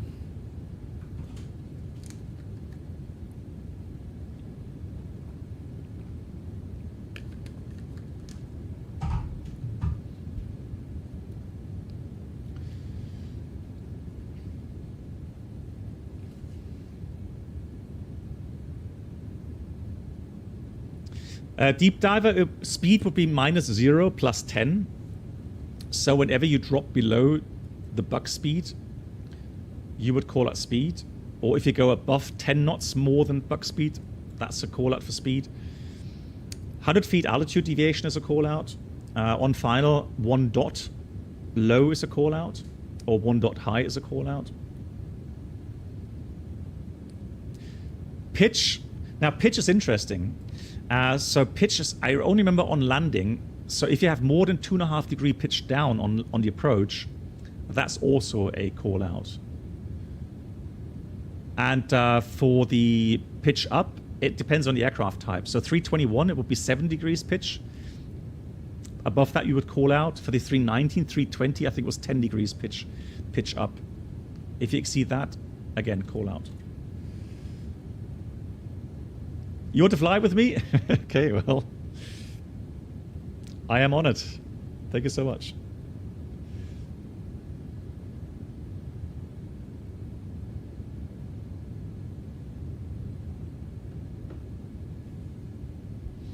Yeah, I'm rated on the 787 now. I am rated on this beauty.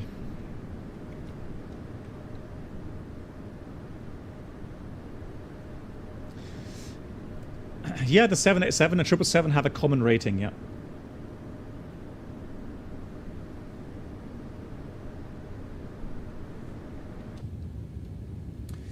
What does the request auto initialization do in COM ARCAS? In here?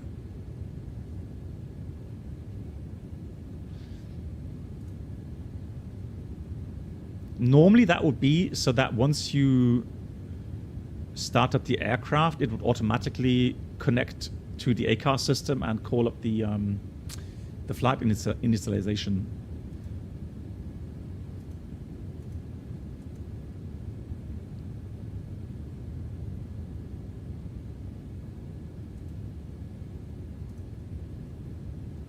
Which aircraft do you mean, Matthias?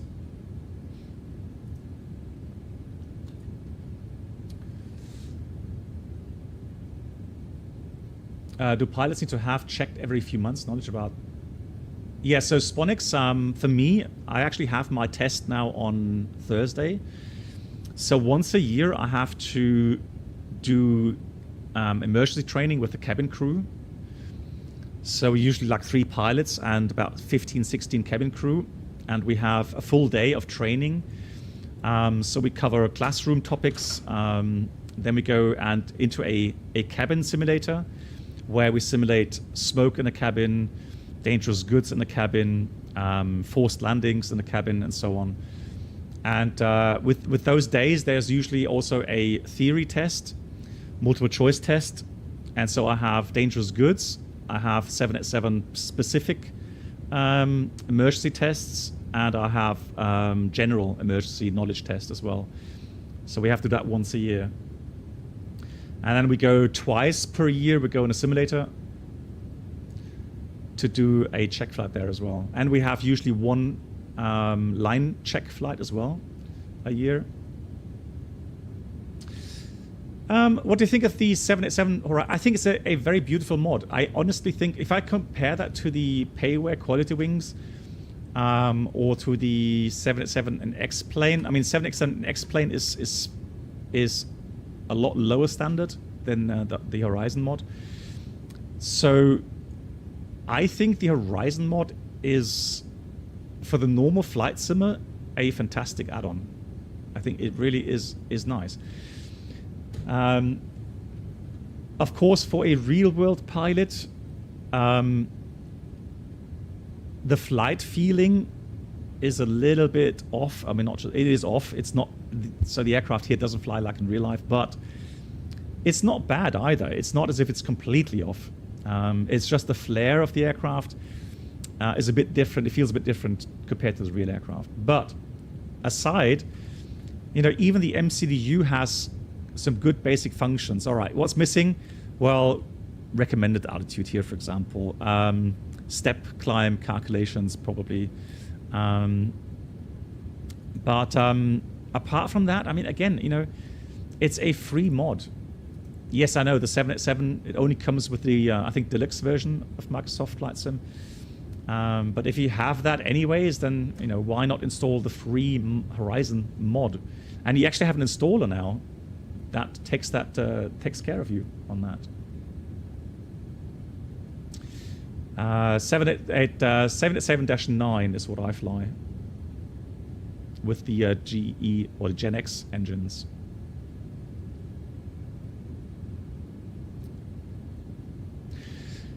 Wi-Fi, well, I mean, I can give you an example or an explanation of how the aircraft flies in reality. So the aircraft is a fly-by-wire aircraft, meaning that just like the Airbus, for example, right now, if I do a steady input like this, the aircraft will do a certain roll rate. So the more deflection, the higher the roll rate. All right. Now it does that speed independent. Right. So it doesn't matter how fast I go, how slow I go, the input will call for the same roll rate. So it's very predictable that way. For the pitch, the aircraft is what's called speed stable, meaning it has a speed reference for the trim. What does that mean? Well, if you fly manually, like now, I don't have to touch the yoke. The aircraft will go and maintain the altitude, simply because it is trimmed for the speed. So if I pull back the thrust levers, what will happen is initially nothing. However, as soon as the speed drops, the aircraft will pitch nose down to maintain that trim speed. So it's trimmed for 261 knots right now. I'm going to turn off the auto thrust. You see, thrust decreases. Now the speed decreases. We're not really descending just yet, but you can see now that the speed is decreasing. I'm not touching the yoke, so the nose is going to be lowered by the flight control system to maintain that in-trim speed. So it pitches down more than it needs right now. It'll get up to the 261 knots. It will then pitch up again without me doing anything.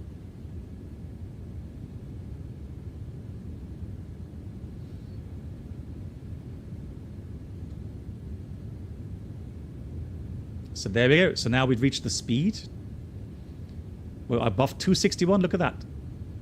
The nose is being pitched up again, so the aircraft will slow back down to its trim speed, right?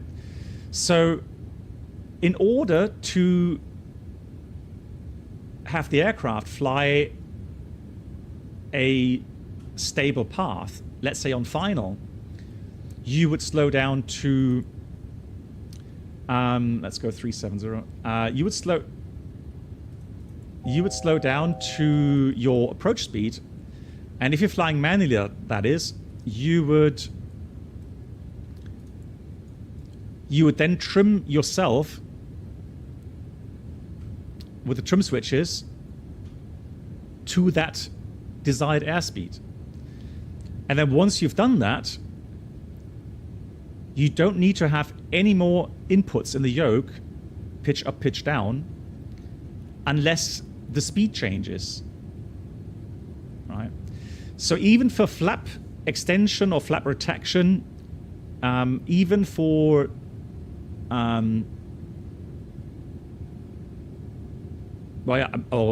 different flaps, speed brake, for example, that will not change the pitch of the aircraft, or let's say the descent or climb rate of the aircraft, because the pitch will have to change with flap changes.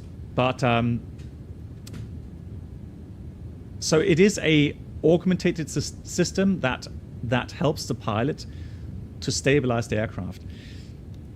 So what happens then as you come into the flare? Well, once you come to the flare and you reduce the thrust, the speed will drop, and so you have to pull back on the yoke in order to flare the aircraft, right?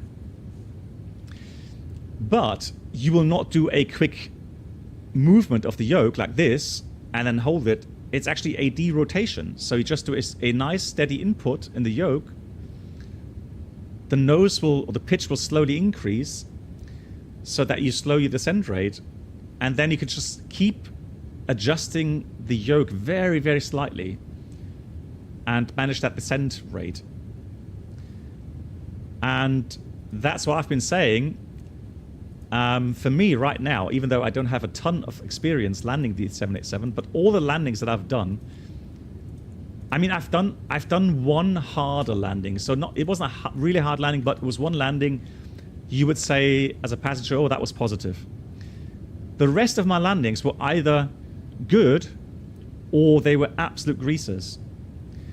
Not because I'm such a fantastic pilot, but because the way the fly-by-wire system works and the logic works and the way you feel the aircraft just reacting so reliable to your inputs.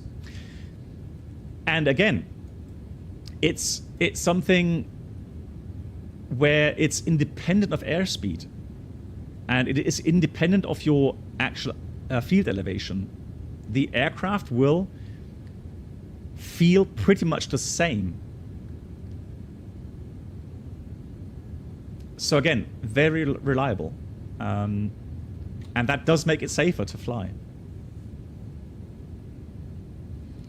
Oh, you guys, I know, right? RVSM, you need to autopilot system.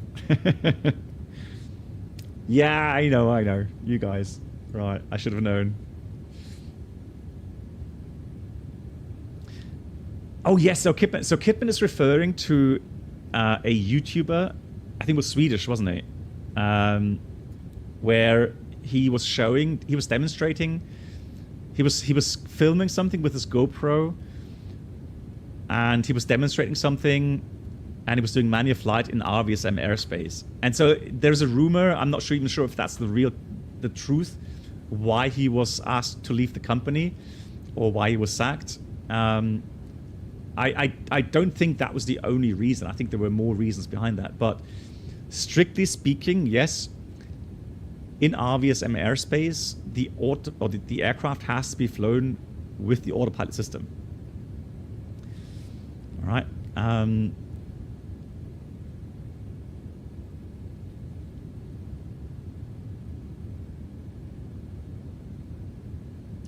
Yeah, so the LATAM 787 incident, were there any news out? Because the last thing that I heard was the following.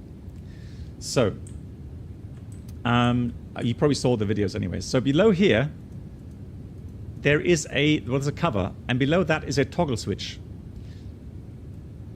where you can actually move the seat forward and backward electrically. And that is in order to help the pilot get in and out of the chair once he's standing. Right? Now, if there's any problem with the electric motors, so let's say the seat behaves in a way that it shouldn't, there is actually a emergency power off switch. This red switch here.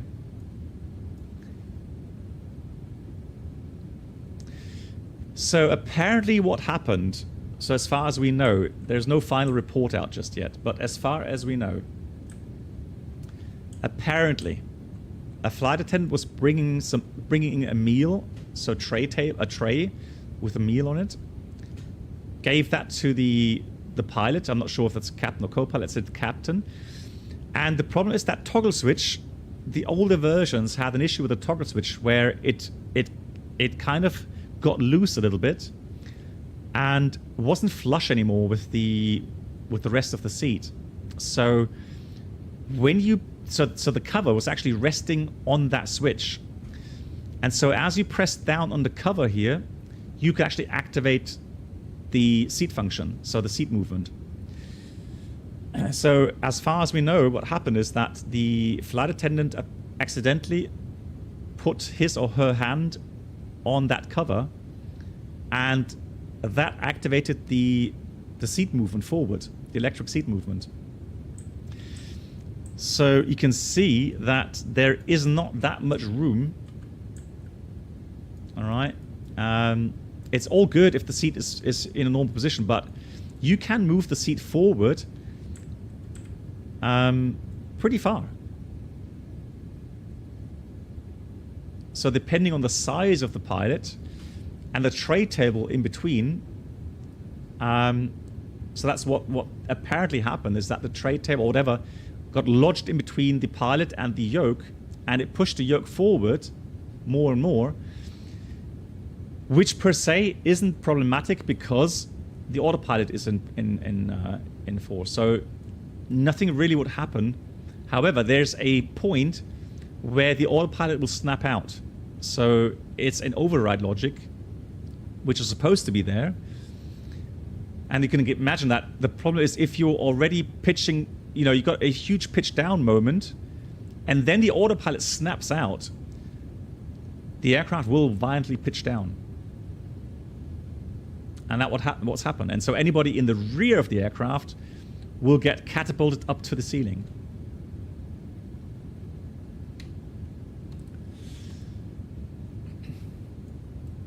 So nothing official yet. All rumors. So we've got to wait until we hear the absolute official report coming out. But that is a very peculiar incident. Now, if you say Airbus for the win, well, let me tell you the story about Airbus A350. Right? A pilot gets handed a, let's say, orange juice. Totally, you know, totally out of context, right? Because, I mean, you know, why should that happen, right?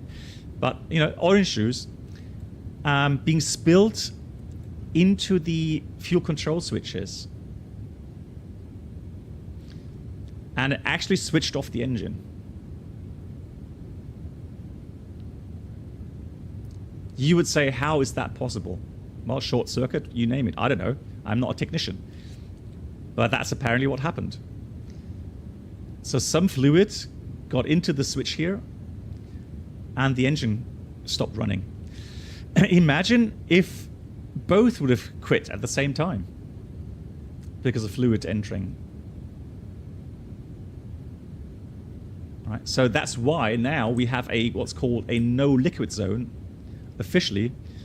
So no liquids allowed anywhere near the controls. So liquids strictly have to be handed over on the side. A and B for us, we're only allowed to have cups or glasses, whatever, that have a cover, a lid on them. So we're not allowed to have any glasses, cups, whatever, in the front here that don't have a lid on them. Because in case of turbulence, liquid may spill out. That would be a big glider, yeah, absolutely.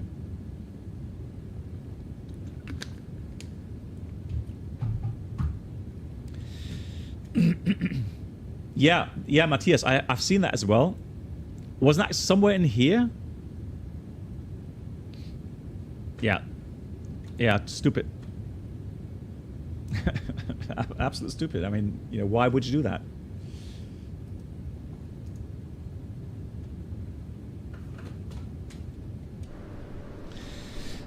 And now, if you're wondering what I mean by orange juice and some people knowing the story behind it, I actually destroyed a audio panel in the 737 with orange juice, and it's an embarrassing moment for me because it should not have happened.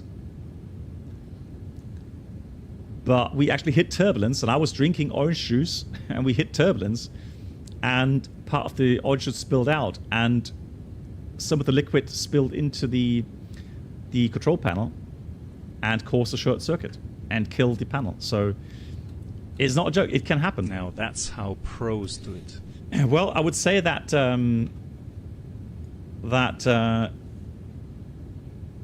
it wasn't on purpose. I wasn't really being completely neglectant. So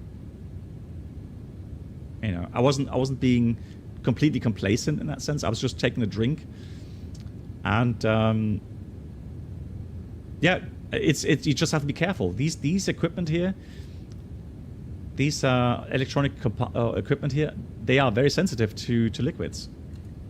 That's just the way it is.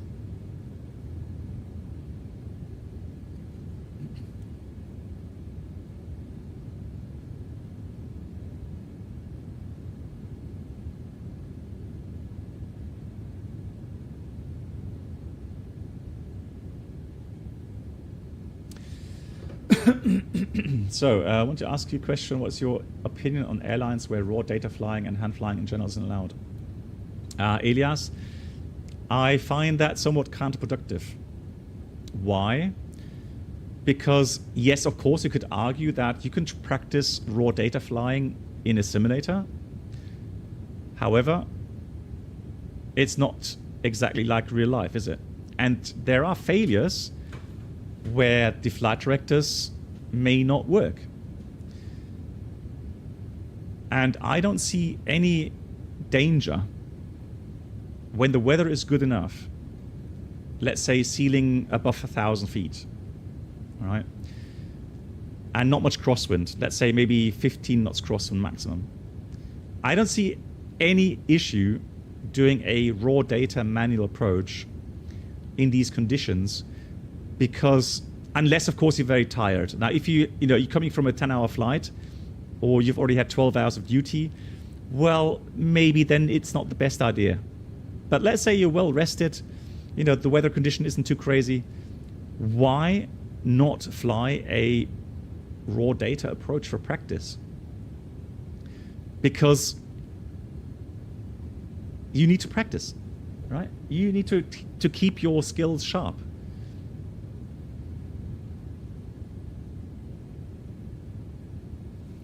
It's the same thing with, with certain things like, pitch and power values. So, what happens if you lose your airspeed indications at high altitude?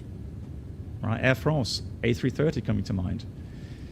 Shouldn't a pilot be able, even if he's tired, shouldn't he be able to memorize pitch and power values to keep the aircraft flying until you have a checklist out, until you have some proper imperial values from that checklist? Hey Alex, good evening. Right, you would expect pilots to be able to do that. Well, then you should be able to allow pilots, or you should allow pilots to practice. Well, maybe not, of course they wouldn't switch off, airspeed indications in real life. You would do that in the simulator, of course, right? But I mean, for raw data approaches, I mean, come on, it's not dangerous.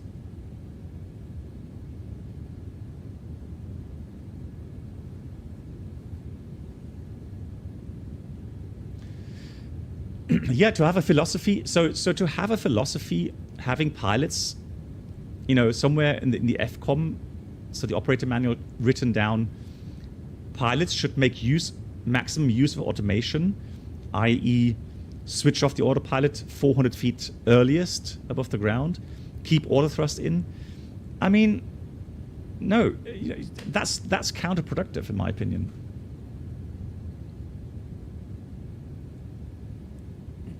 how is a pilot supposed to be proficient and feel comfortable in controlling an aircraft? So, I mean, let's take this further. Let's argue A320. You have a serious let's say you have a serious electric malfunction where the aircraft goes into alternate law, loses flight director guidance, and then goes into direct law as you extended landing gear. And then let's say you've got crosswind, 25 knot crosswind, gusty crosswind. So you have no other options but to fly to that airport. You have a ceiling at 400 feet. I mean, shit can happen, right? So, yeah, a pilot has to be having the confidence, knowing his skill, and knowing that he's able to land the aircraft even in such adverse conditions. That's what I would expect of a professional pilot.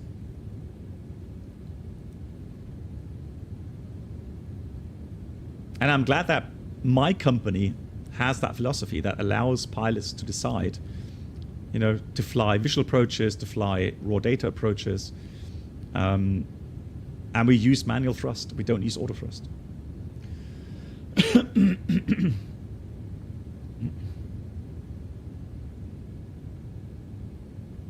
Would it be easy to have a cheat sheet? Well, I mean, Fogbound Turtle, the thing is, you usually have some values, right? So, as an example, the A320 has a very nice setup where you can set 2.5 degree pitch and a fuel flow of about 1,200 kilograms per hour per engine, right? So that actually works throughout the flight envelope. It works in 2,000 feet. It works at level 370. Why? Because the fuel flow is pretty much determining the thrust output. So if you know those values, then you can buy yourself time. Give you an example. So let's say, again here, 2.5 degrees is also a very nice value as a pitch value in all kinds of speed regimes here on the 787. So give you an example now with the thrust setting. So let's put the engine thrust to 80%, right? So let's go, actually let's put 75%. 75%. So let's pretend now we have our airspeed indications are missing. So around about 10% or about 8-9% less than what we would normally have. And we have 2.5 degree pitch. Look. You see how slowly the airspeed changes? Right. So even if you don't nail the exact values for cruise flight, you have time. So in the meantime, your pilot monitoring can get the checklist out, unreliable airspeed, and then look at the tables. So in this checklist, you have tables for approach, for departure, for cruise, and give you some very exact values regarding pitch and power. But initially, you need to have some values memorized to stabilize the aircraft for, 1 or 2 minutes. Give yourself the chance to get the checklist out. And once you've done that, you're fine. And trust me, you can fly and land an aircraft without speed and without altitude indications. Pilots practice that. And there's so many different aircraft helpers.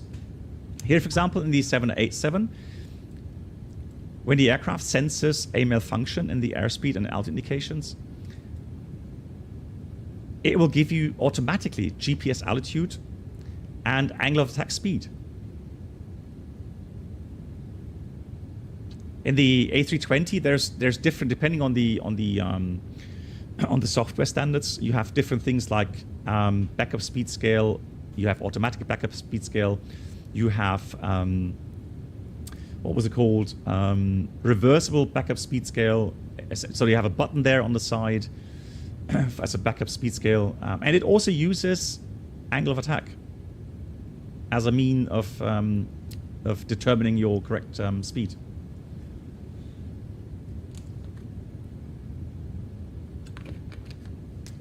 Yeah, so Murky, here's the thing. Pilots would have to have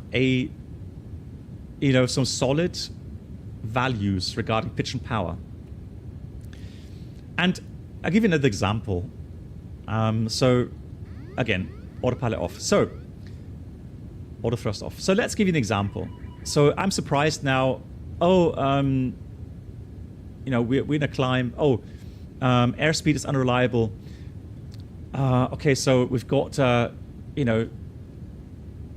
60 something RPM, and I'm pitching at 5 degrees.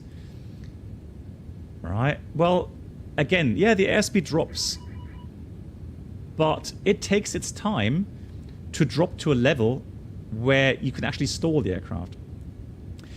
However, what you should be realizing is that if you pitch the aircraft up to 10 degrees at such high altitude, you're going to bleed off the airspeed like crazy.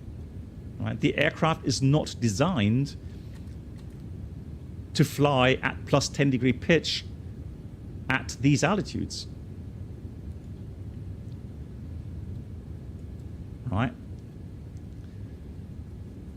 But again, any kind of value that is somewhere near the normal values will keep the aircraft flying and give you at least 1 or 2 minutes before anything specific happens.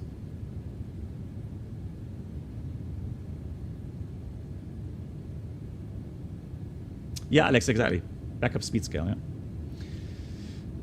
yeah. Oh dear, okay, Alex. Well, you're getting very brave now, aren't you? Triple IR failure. So just flying with a standby ESIS for Horizon.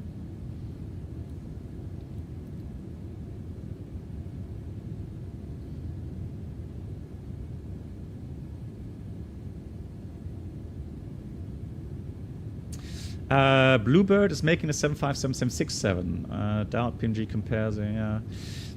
Yeah, it's. I mean, you shouldn't really just count out any add-ons before trying it out yourself, right? But I mean, there's certain aircraft add-on makers that have a good reputation, and there's some that have a bad reputation, right? So if there's a new player on the block, then I would wait until trying it out, see how much of the promises it can live up to.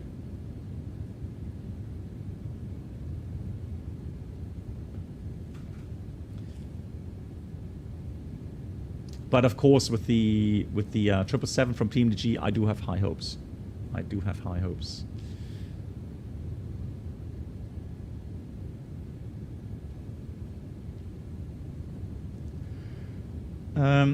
Well, I think with the Air France, it was probably a number of issues the pilots were facing. So one of them was for sure turbulence. They were flying through a thunderstorm cloud at high altitude. Surely they had bad turbulence, up and down drafts, speed variations. Then they had a loss of airspeed indication, and they had an autopilot that kicked out that they didn't realize initially. And I don't remember exactly what the autothrust did, but here's the deal, guys. So it doesn't matter what aircraft you're flying. Talk about airliners here. As soon as you realize that something's wrong with the airspeed indication or out indication, so something's not as it should be, you would call out unreliable airspeed. And there's always 3 items that you have to do. Autopilot off, auto thrust off, flight directors off, or there's 4 items. So autopilot off, flight director off, auto thrust off. So raw data flying, manual flying. And then you have certain pitch and power values that you have to maintain. So the 320, for example, after liftoff would be 15 degrees pitch, toga power. Right. Then with climb out configuration, then you would go, I think it was 10 degrees and climb power. And above, was it above 10,000 or something? Above, or with clean, 5 degrees climb power. Hey, Flurkle, ciao. So you would try to have those values, right?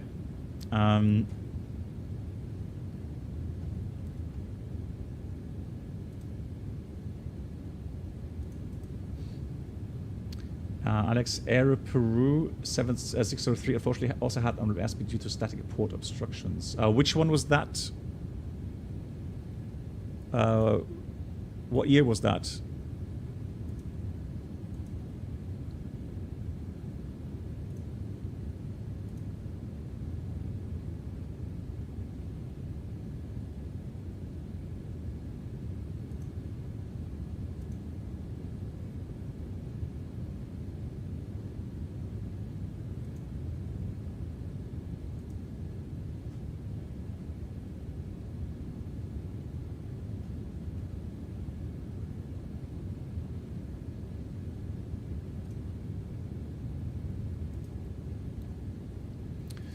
JFK, okay. I don't remember that incident of my right off the bat.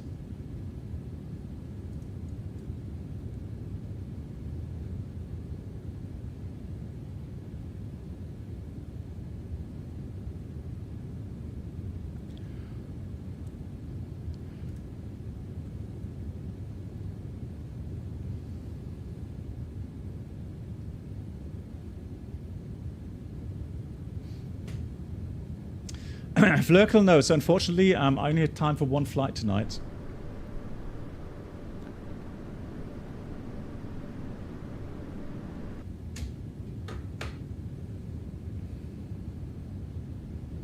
Oh yeah, the big air. Yeah.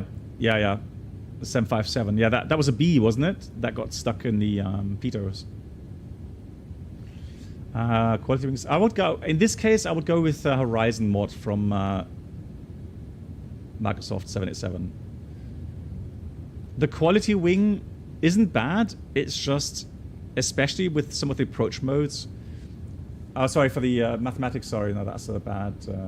So it's just today. It's only the flight that we're doing now. So it's only this flight.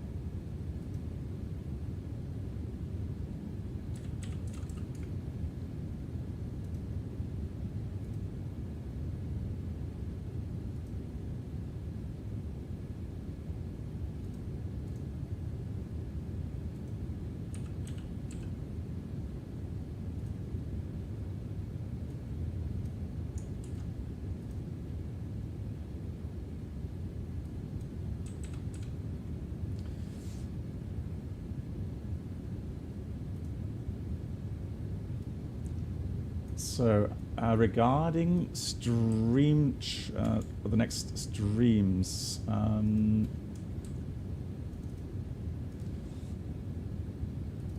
so the next stream after today, since it is after work and it's Easter weekend, the next stream will be in a week from now. So Tuesday the, oh actually hang on, oh. No, sorry, Monday. Probably Monday the 1st of April.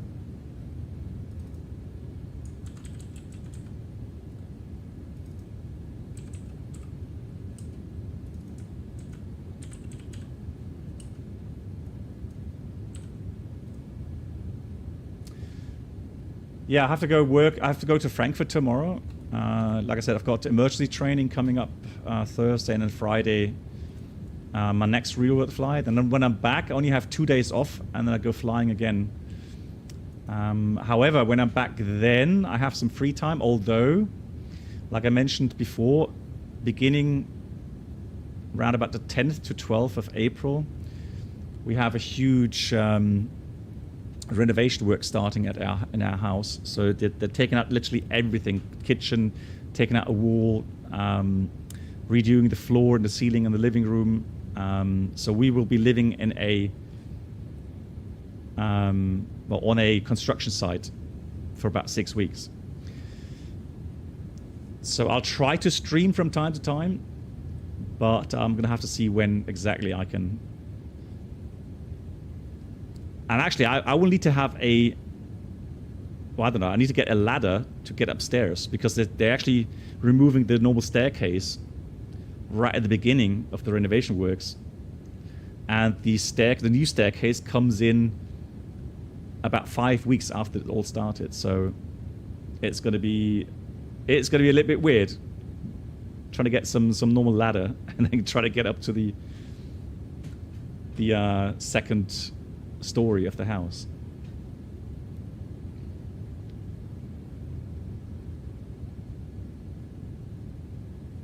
What's a Reno stream? What? Venture? No. Oh, so a renovation stream. Well, I'm going to make some pictures. I'm going to take some pictures, but yeah, I will keep you updated on what's going on. Oh, well, it's going to be exciting. Flockzap, hello to you. How are you? Right, we've got 80 miles to our top descent. Let's go ahead and start preparing for the arrival. And I'll give you a briefing as well. You're curious now? Yeah, you should be. I'm curious as well, because it should be really, really nice afterwards, obviously. So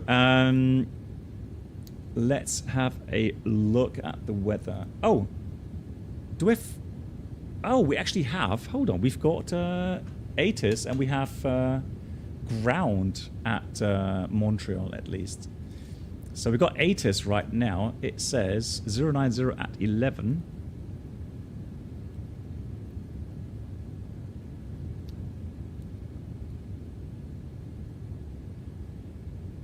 Oh, that reminds me, guys. I actually can show you something regarding how we use wind additives on approach.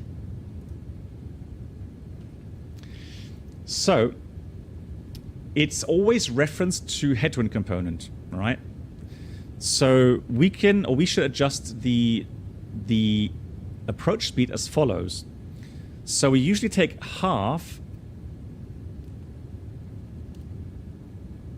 of the reported steady headwind component reported plus the full gust increment above the steady. And the minimum approach speed is VREF plus 5. The maximum is VREF plus 15 knots. So here we got a runway facing 36. So we're approaching, heading 360. So if the wind is calm, there's no wind additive. So approach speed is VREF plus 5. Simple. All right. If it's 360 at 16, so it's 16 knots headwind component, half of that is 8, so we use VREF plus 8. Also pretty simple. Now we're going to wind north, 360, 20, gust 30.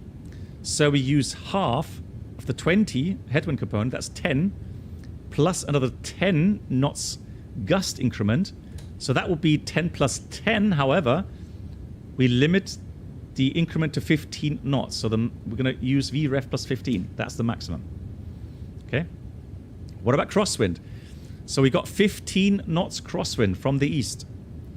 Well, that has 0 headwind component, meaning it is 0 wind additive, so VREF plus 5. Well, what about we have 090, 15, gust 25. So it's 0 headwind component. However, we got 10 knots of gust component. And there we actually use the plus 10. So VREF plus 10 is going to be our approach speed. Now we get, so 060 at 24, that would be like, 60 degrees off. So you can use some simple rule of thumb. If you know that, for example, 30 degrees would be already half wind component. 60 degrees, let's say it's about 60, 70%. So it's about 6 knots roundabout. If you use 7 or 8 knots, it's not terrible either. So, but if you want to do exact, that would be VREF plus 6. Weird thing is, any tailwind component is not used for wind additive, even in gusty conditions. So whenever you have any form of tailwind, it's always just plus 5. Thank you much, Kipman. Good. I am interested in flying. The ILS runway 06 left is in use. We have 30 miles, scattered 4,500, 11 degrees. So wind is just a little bit off, so that's going to be half of that plus, like we can use let's use VREF plus 6 today in this case, although it's not even, it's just VREF plus 5. That's fine. So ILS 06 left. Let me have a look if we have something else here. I'd like to fly the RMP approach, or we would use then the IAN feature, so the integrated approach navigation feature. So let's go departure arrival, index, arrival. So let me try to get RNAV Zulu 6 left.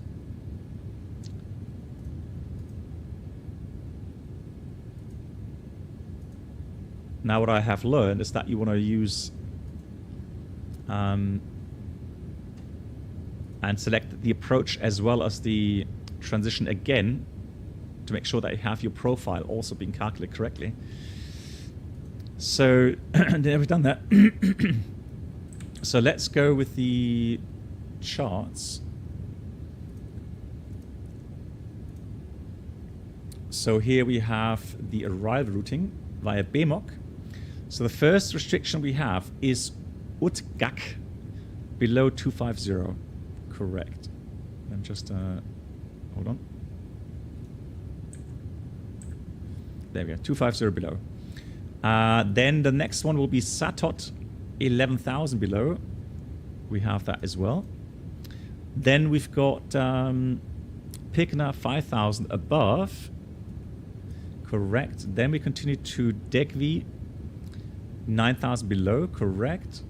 And then we've got OPNUF. And then we go outbound to Bubak to 10 knots, 4,000 below.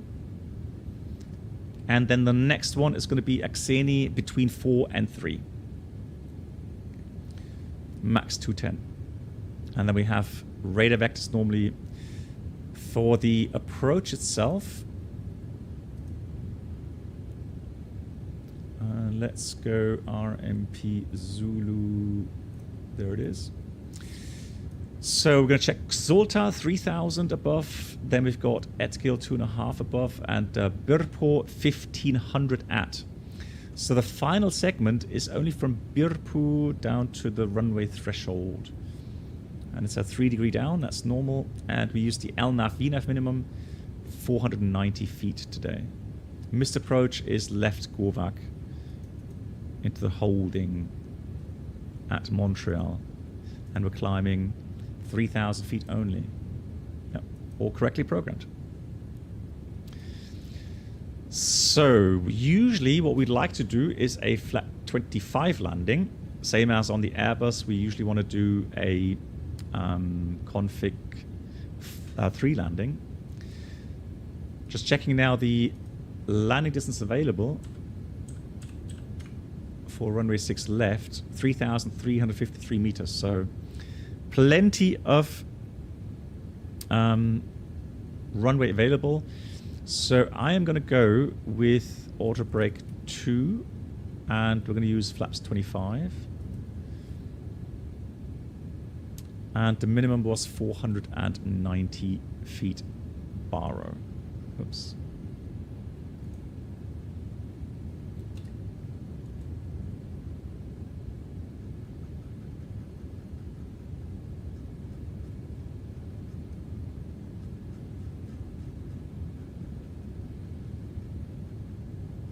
that scrolling motion there is somewhat annoying.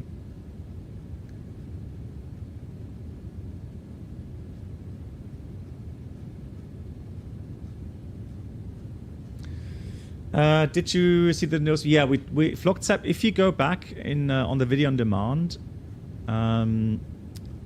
you will be able to see. We talked about that for about half an hour.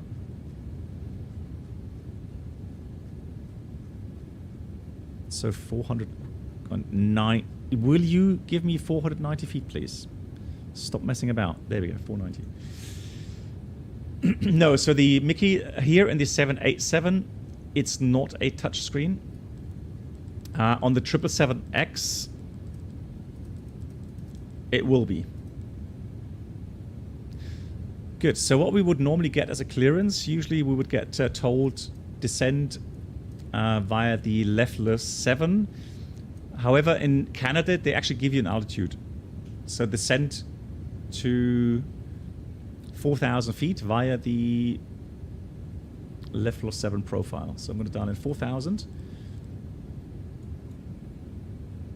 And the aircraft will be descending very shortly.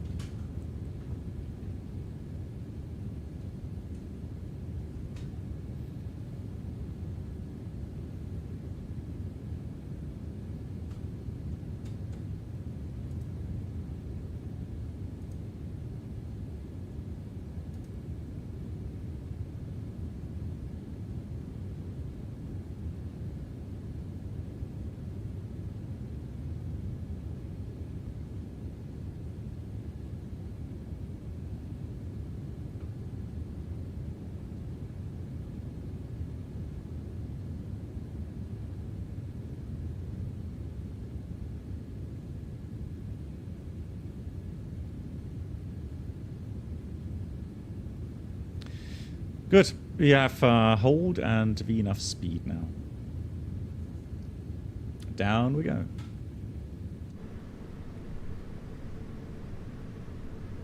Oh, sorry. Would you be able to retrofit? Well, I guess you theoretically maybe yes. However, that would be expensive, wouldn't it? And also, I would say that there's going to be pilots that don't really like the fact with touchscreen you have, you know, fingerprints on the displays all the time. It'd be interesting to see what kind of material these screens have. Because right now I have never seen any kind of material where you can't see fingerprints on them.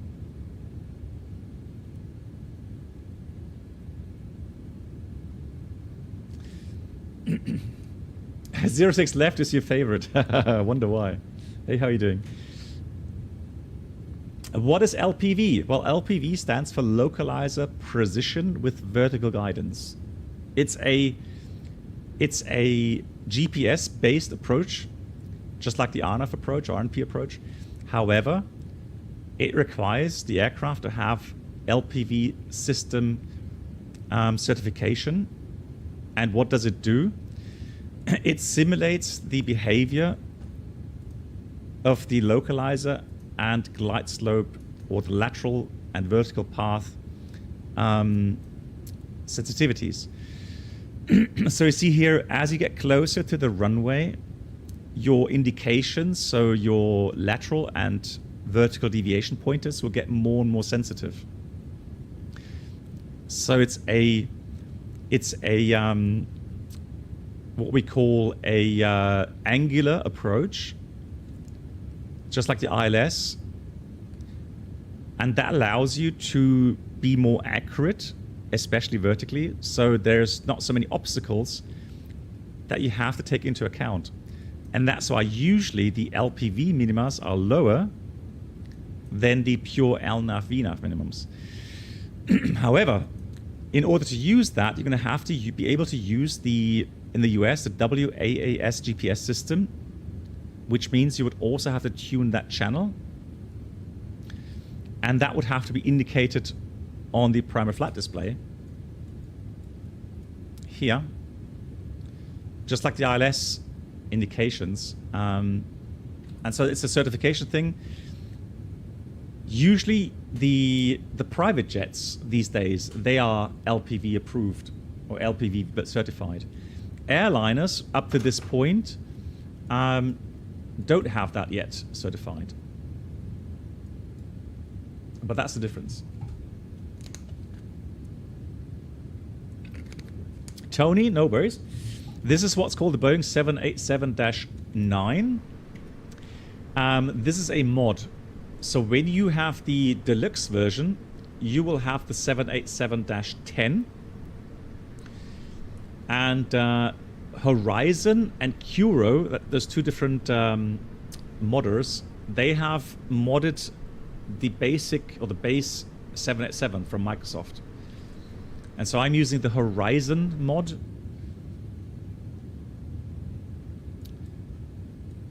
But it only is available on the deluxe versions. Unable to send, well, I mean, I'm going to monitor. We're still fairly high up. So, although we're already pretty fast. I'm going to take a bit of speed breaks here.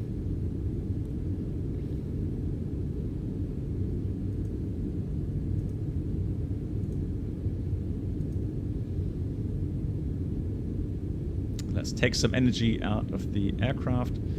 So we have the 250 below, that's fine. And let me just enter the airport fix in here so we know how far we are away from the airport. Montreal, 60, 70 miles, okay.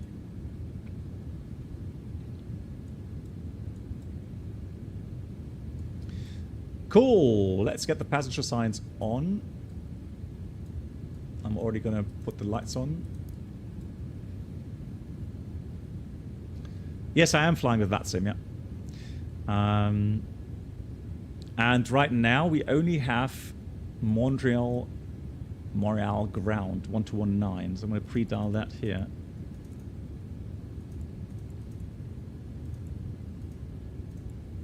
Oh, here you need to have 0.9. In the real aircraft, you don't have to insert the point. No, so right now, there's no area control here, no.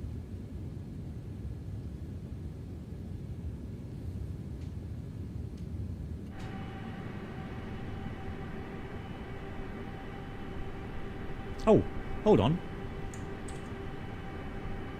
It's daylight, so let's... Oh, hang on. Available filters. Where's my game filters gone? Oh, no. Why have to reset? Oh, that's annoying. Alright, well. I have to reinstall them yet again. They disappeared. Although I'm not using a new driver. It's still the same driver. Altimeter is 2... Let's have a look. 3014.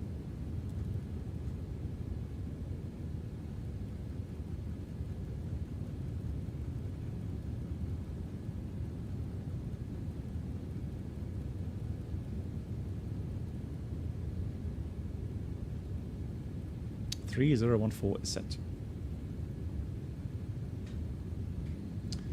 Wi-Fi, you've lost the filters as well. NVIDIA doing NVIDIA things. Yeah. NVIDIA doing annoying NVIDIA things. No, I did not update the driver. No. Oh, that's pretty. Some remaining snow on the ground here. Gorgeous. So this is cool to see, because now when I fly there in real life next month, I'm already kind of taking in the surroundings, airport specific things. I'm already looking at MSA. We'll have a look at the taxiways, and that already helps me then for my real world flying. Yeah, so stick figure. Usually when you install a new driver, then yes, then the filters will be reset. But again, I did not install a new driver since the last stream, so on the last stream I still had the filters.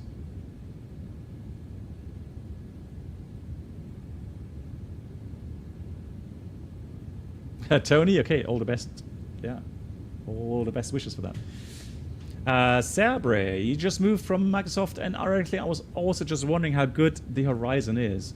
Well, I mean, it's you know, I am enjoying it. So if that is any reference to you, I would say that it's not perfect. However, it doesn't have any bigger issues that I find really annoying. And also, there is a sound mod, FT-Sim Plus. And I guess there's another mod somewhere. But yeah, you can get some sound mods as well. So lots of tuning possibilities. Good. Briefing, we've done all the items. Let's read the checklist, shall we? So we go with the descent checklist. Recall is checked. Auto brake 2. Landing data, VREF 147. Minimum Sparrow 490 feet. Approach briefing completed. Descent checklist completed. And then we'll read the approach checklist. Altimeters 3014. That's the approach checklist complete.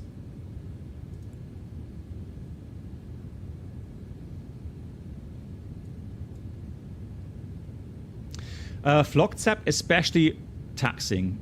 So if I fly to an airport that I've never been to before, being able to use a simulator like the Microsoft Flight Sim with a good add-on, also airport add-on, I mean, that is fairly realistic, that really helps.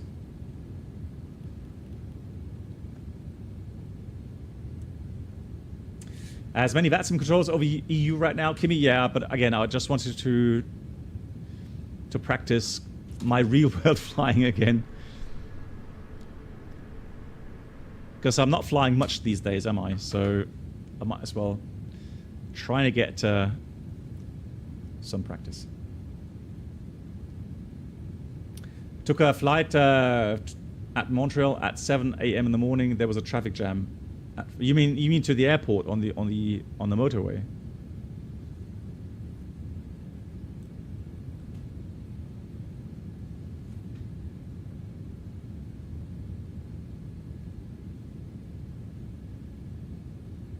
The motorway is awful. Okay.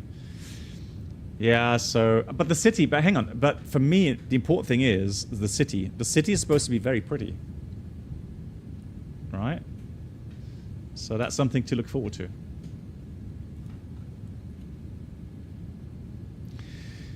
Good. Let's have a look at the chart here. So next one is Satot. Oh, that's the airport.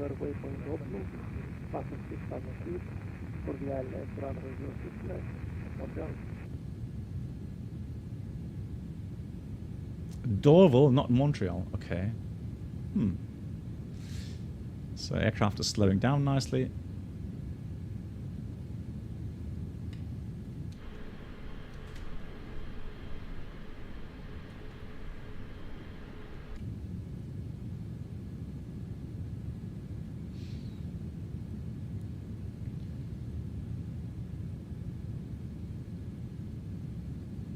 But hang on, that's not.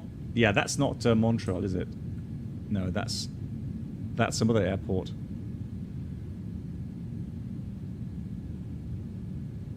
Yeah, there is another airport nearby. It's called Montreal Mirabel, right? That's Mirabel, not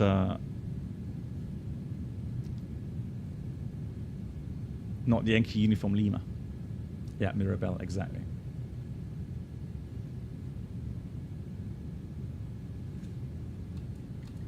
Cargo only. Interesting.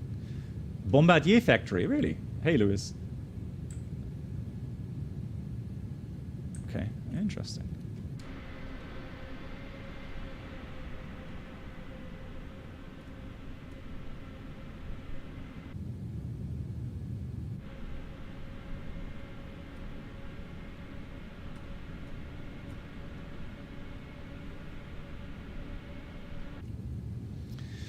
Good. Deck V below 9,000. No problem at all. 240 knots. Now you have to be careful here. Contrary to what the Airbus does, here if the commanded speed goes below the upspeed, so flaps upspeed, the aircraft will go below maneuvering speed. So in managed mode, that is. So at this point, I would usually go and go manual speed. So open the speed window. And then, yes, you have to be careful then with the other speeds. So the next restriction is at Pushback, 210 knots.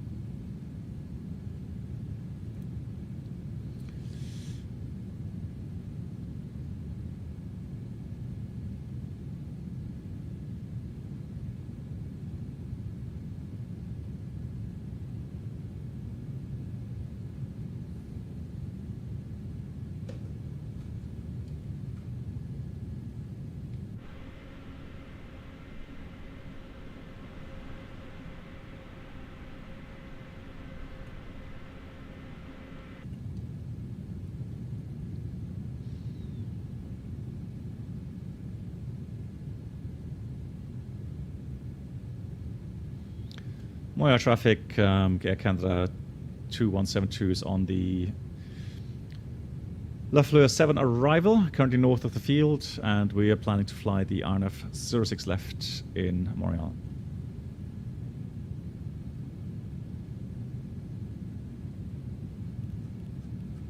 Now we can't fly 210 in clean configuration, so I'm going to go ahead and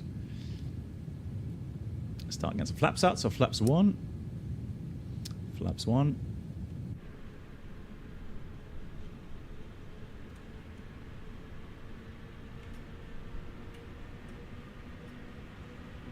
Interesting surroundings.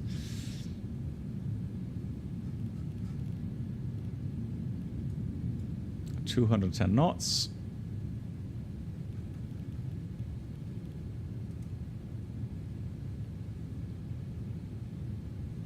Yeah, the wing flex, right? I mean, yeah, pretty amazing.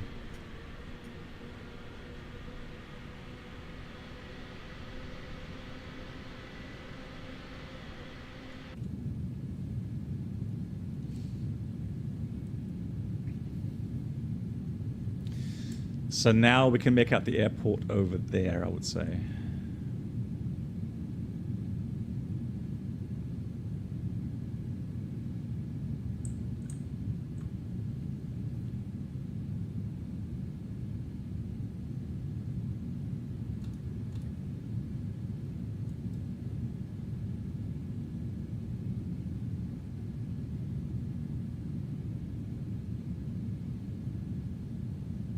Montreal traffic, windmill 848, establish the localizer 06 left, 13 DME, Montreal.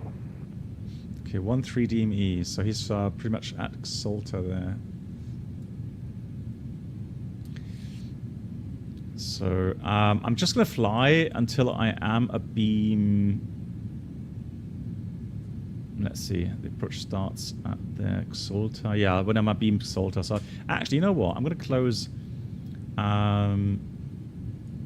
So what is that point called? That is called Lepop. So from Lepop, I am going to go and fly direct to Xolta. Take that point, plaster that there, execute. Oh, there's Kipman on the TCAS.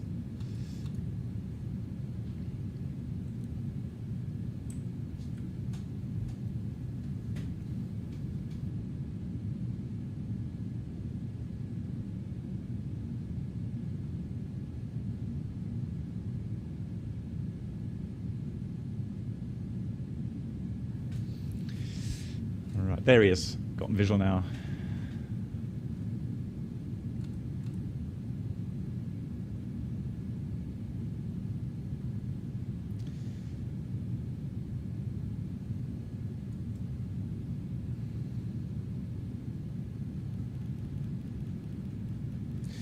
Yeah, the curved line. So this is the what we call energy circle, really. So This shows where the aircraft will be reaching the dialed in altitude with the current vertical speed. So we dialed in 4,000 feet. With the current vertical speed, this is the point where we reach those 4,000 feet. So it helps you with your descent planning, especially when you fly on a visual approach, let's say. I'm going to slow down further. Flaps 5. Flaps 5.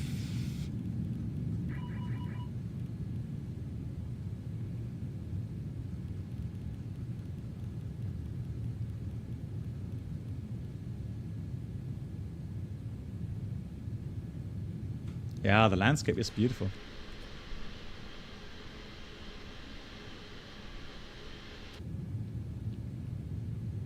And Montreal traffic with Mill 848 heavy. 5 miles final, runway 06 left, Montreal.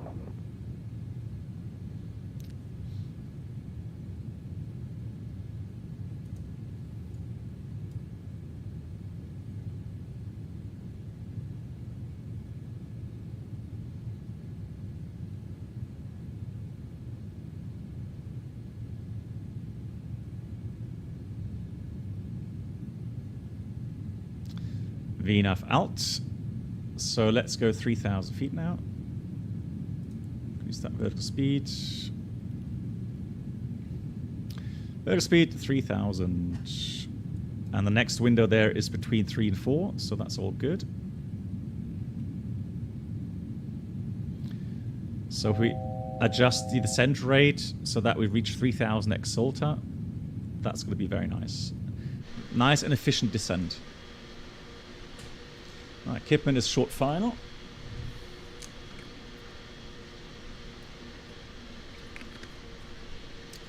The photogrammetry of Montreal is very realistic, nice. I am already excited flying there IRL. Yeah, so energy management, this is one of those areas for a real-world airline pilot that he or she is very proud of, meaning we're always trying to save as much fuel as possible. So try to fly as efficient as possible. So try to produce the least amount of carbon dioxide and also the least amount of noise for people on the ground. It looks like we're going to have a bit of crosswind during the approach. Good, we have the RNAV Zulu identified, 6 left, got the pointers now. So we're looking for the white pointers for the lateral track, and later we'll look for the white pointers for the vertical track. And then once we are inbound to Birpo, we're going to press the approach button and we should get IAN approach mode, so FAC and glide path. So final approach course, glide path. And it looks very similar to a ILS approach. So that's the big advantage regarding that. Right, 2,500 feet is set for the next altitude. One of the things you have to look out for, let's say you want to go back to VNAV mode, the moment that you press VNAV, the speed window blanks. So you got to be quick, got to press VNAV and then press the speed button again to open the speed window. Otherwise, the commanded speed will probably be higher than what you're flying right now, and the aircraft will then, try to accelerate. So here we go. So we've got the white pointers for the lateral and vertical deviation. And the aircraft will wait until it hits the optimum path to go down to 2,500. And then we can start to press. Thank you much. Montreal traffic, Air Canada 2172 is on final approach, 10 miles from runway 06 left in Montreal. There's the runway.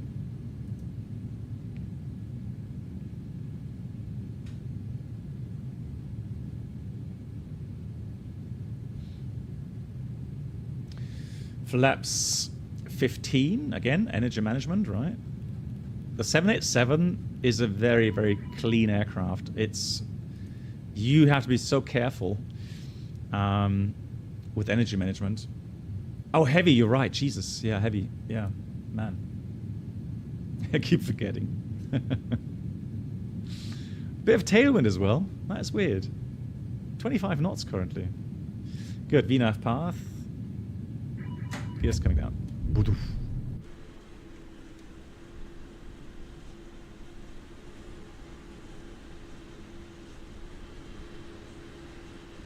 That's lovely animation there. Beautiful.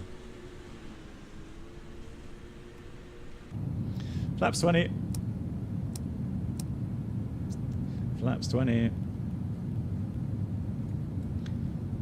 Good. And let's press the approach button. So final approach course, glide path, that's all correct. 3000 for the missed approach is set.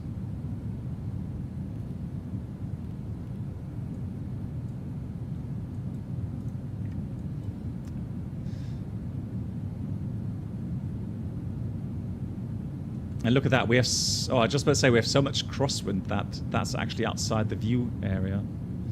So here we've got the track pointer showing we're drifting. Oh, there we go, now it's outside. It's just a little bit exceeding its limitations. And you have a nice 3-degree profile line, look at that. So that shows you that dashed line, the 3-degree profile. So that's your flight path vector.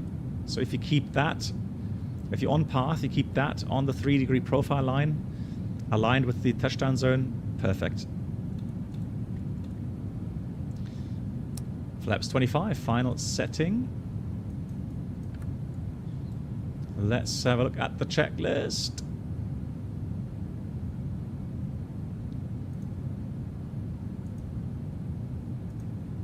Landing checklist complete.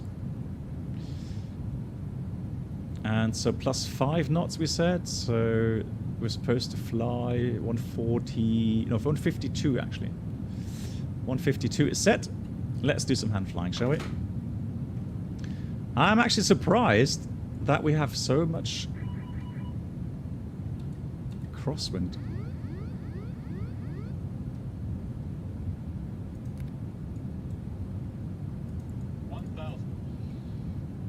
It's checked. Bit fast.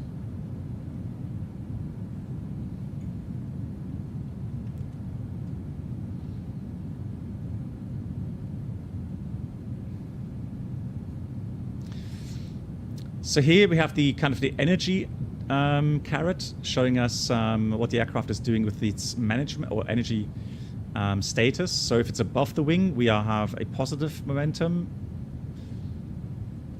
Oh, autopilot's engaged. What? So if I press it twice, it re-engages? Okay, that's different to real life thing, clearly. Anyways, so again, trying to get everything lined up nicely.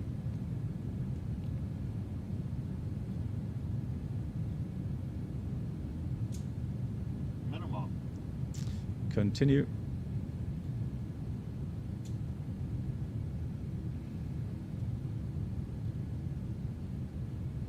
Now the wind has shifted, so it's more headwind than crosswind. I don't see any poppy lights, strangely enough.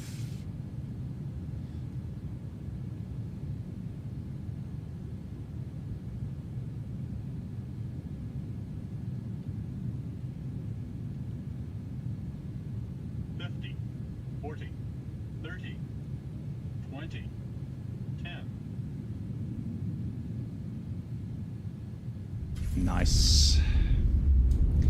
We have spoilers. So spoilers up, reverse as normal. Manual brakes. Auto brake off.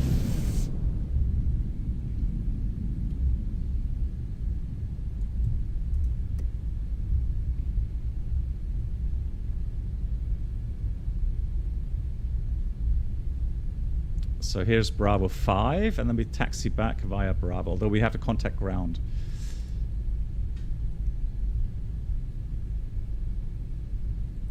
Nice. Welcome to Montreal.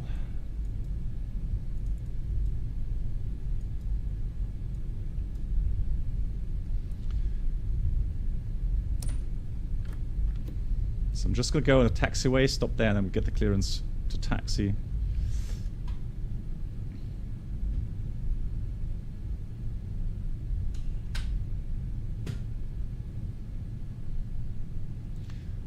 Montreal ground. Good evening from Air Canada 7172.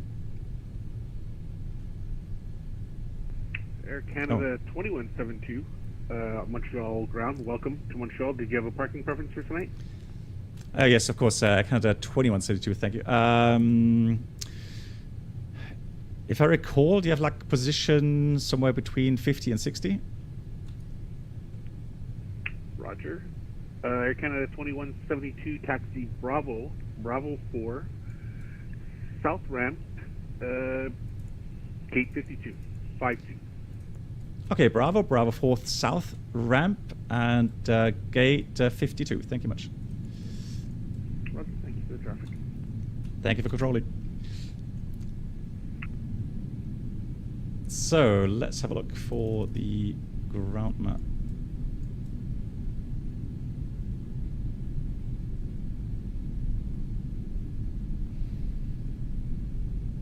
Good. Bravo 4 is right at the end.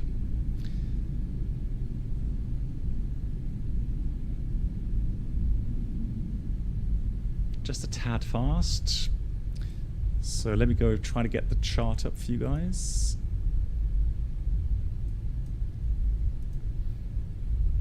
Air Canada 281, unfortunately Montreal Center is offline.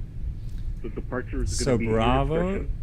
Monitor Unicom Bravo 4. Decimal 8. Have a great flight. South ramp. Thank you. And then the stand. My temperature is off, but I know that auto power is on. 52. You should probably just contact monitor Unicom until you get very, So Bravo very close 4 to and then contact 52 is tower. there. Okay, I'll monitor my Unicom and then. Cool. Roger, have a great flight. Good. So after landing items, there's a couple of things to do. Let's do that. Strobe light off. I'm going to start the APU.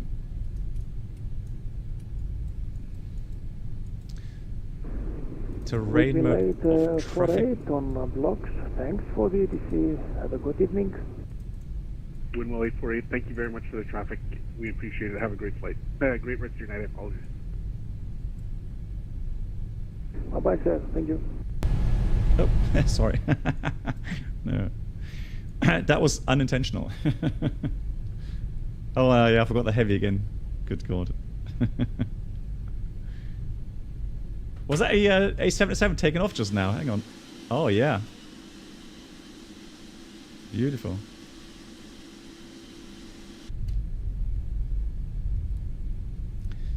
So I'm trying to take it all in with regards to taxing. 52, there it is.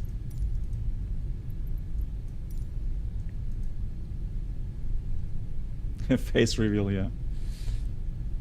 Exactly, so the next stream will be on Monday, probably. So this should be Bravo 4, actually. It says Bravo 2, but it should be Bravo 4. Am I? Hang on. Blimey.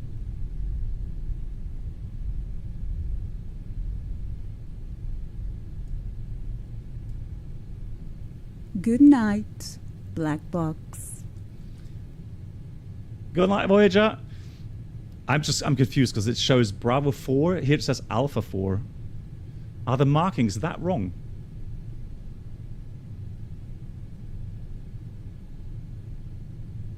Alpha 4 should be on the other side. That is really weird. Here's 55, so that's all right.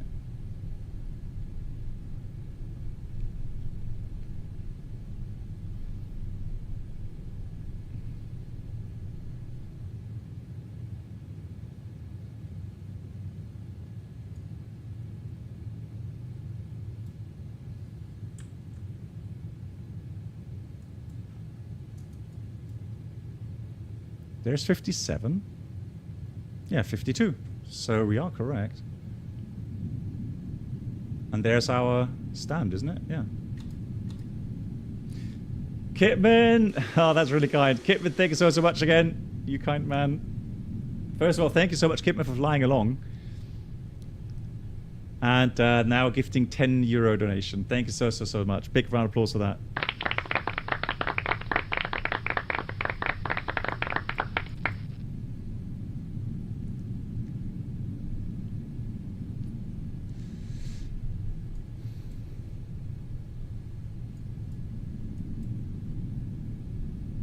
Oh, these, I've seen those in Chicago as well. How cool. How cool is that?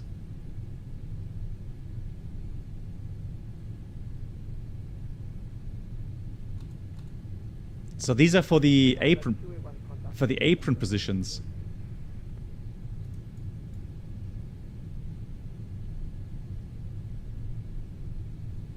Oops, a bit of lag. Oh, that's very laggy right now. What's happening?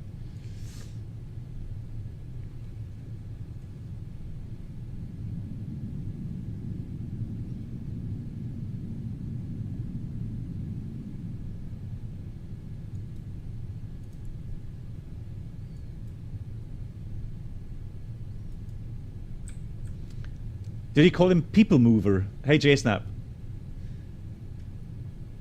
Washington, was it? No, you're right. Yeah, it was Washington, not Chicago. You're right, JSnap. Yeah, Washington. Yeah, exactly. Those things. We'll have a look in a minute. Just let me park first of all. Here is 52. Excellent. We found the gate. Amazing.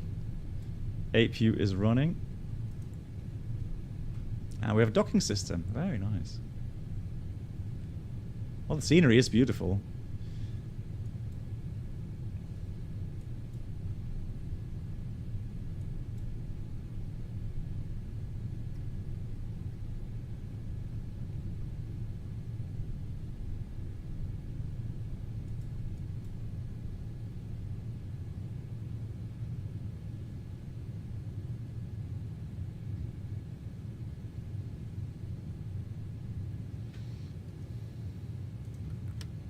Parking brake on, shutdown items. So, let me switch off the engines first.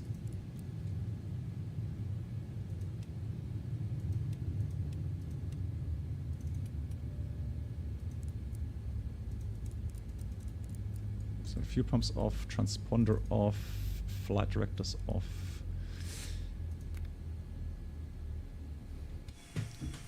Kipman, once again, here he is. Thank you so much for flying along, and thank you so much for the €10. Very, very kind of you.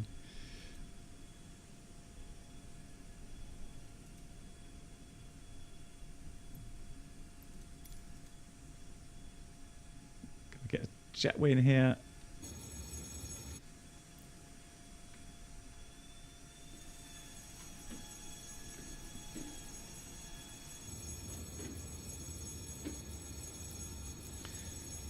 Cool, let's read the parking, it's a shutdown checklist, it's called. Shutdown. Parking brake is set. Shutdown checklist complete. Very nice. Guys, thank you so much. Now, yeah, I do apologize, only time for one flight tonight. I'll be heading out to Frankfurt tomorrow. Oh, these are the people movers, exactly. So, weird constructions, right? So they are, yeah, they can move up and down. So the passengers will board here. Then that thing will drive off. It'll move down, and then you can drive to the plane. And I think it can dock to the aircraft directly, correct? To the door.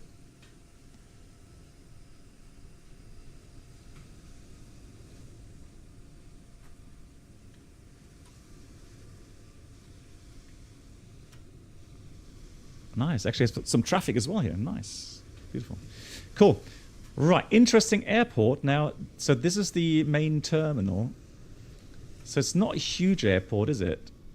And I think we usually park here in this area as well. So, interesting impression.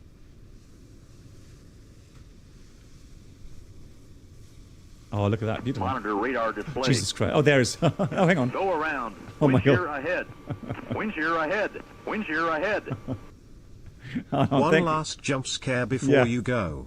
I was just Interesting wondering. that Jetway always go to the door 2 liters for 787s.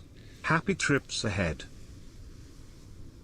Thank you so much for the €3 donation. Yeah, I mean, usually we get 2 of the jetways, so we would have 1 left and 2 left.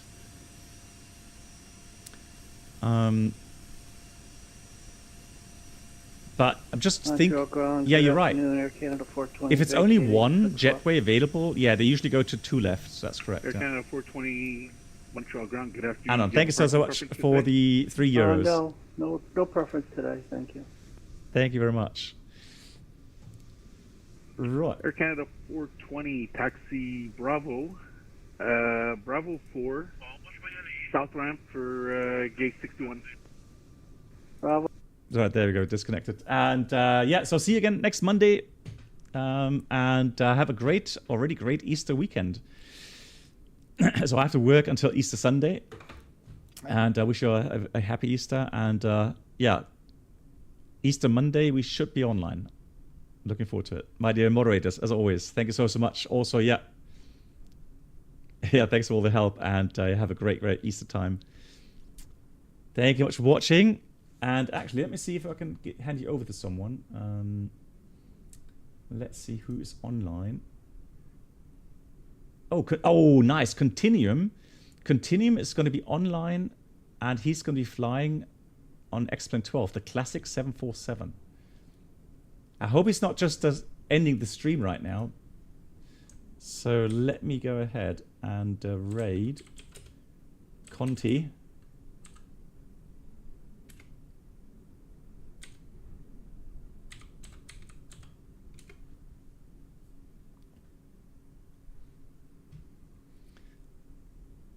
Thank you much, Alex. Much appreciated. So he's just starting. Fantastic. Okay, that's a good time to jump in, guys. 747 in X-Plane 12. Let's have a look, shall we? Take care, everyone. See you soon.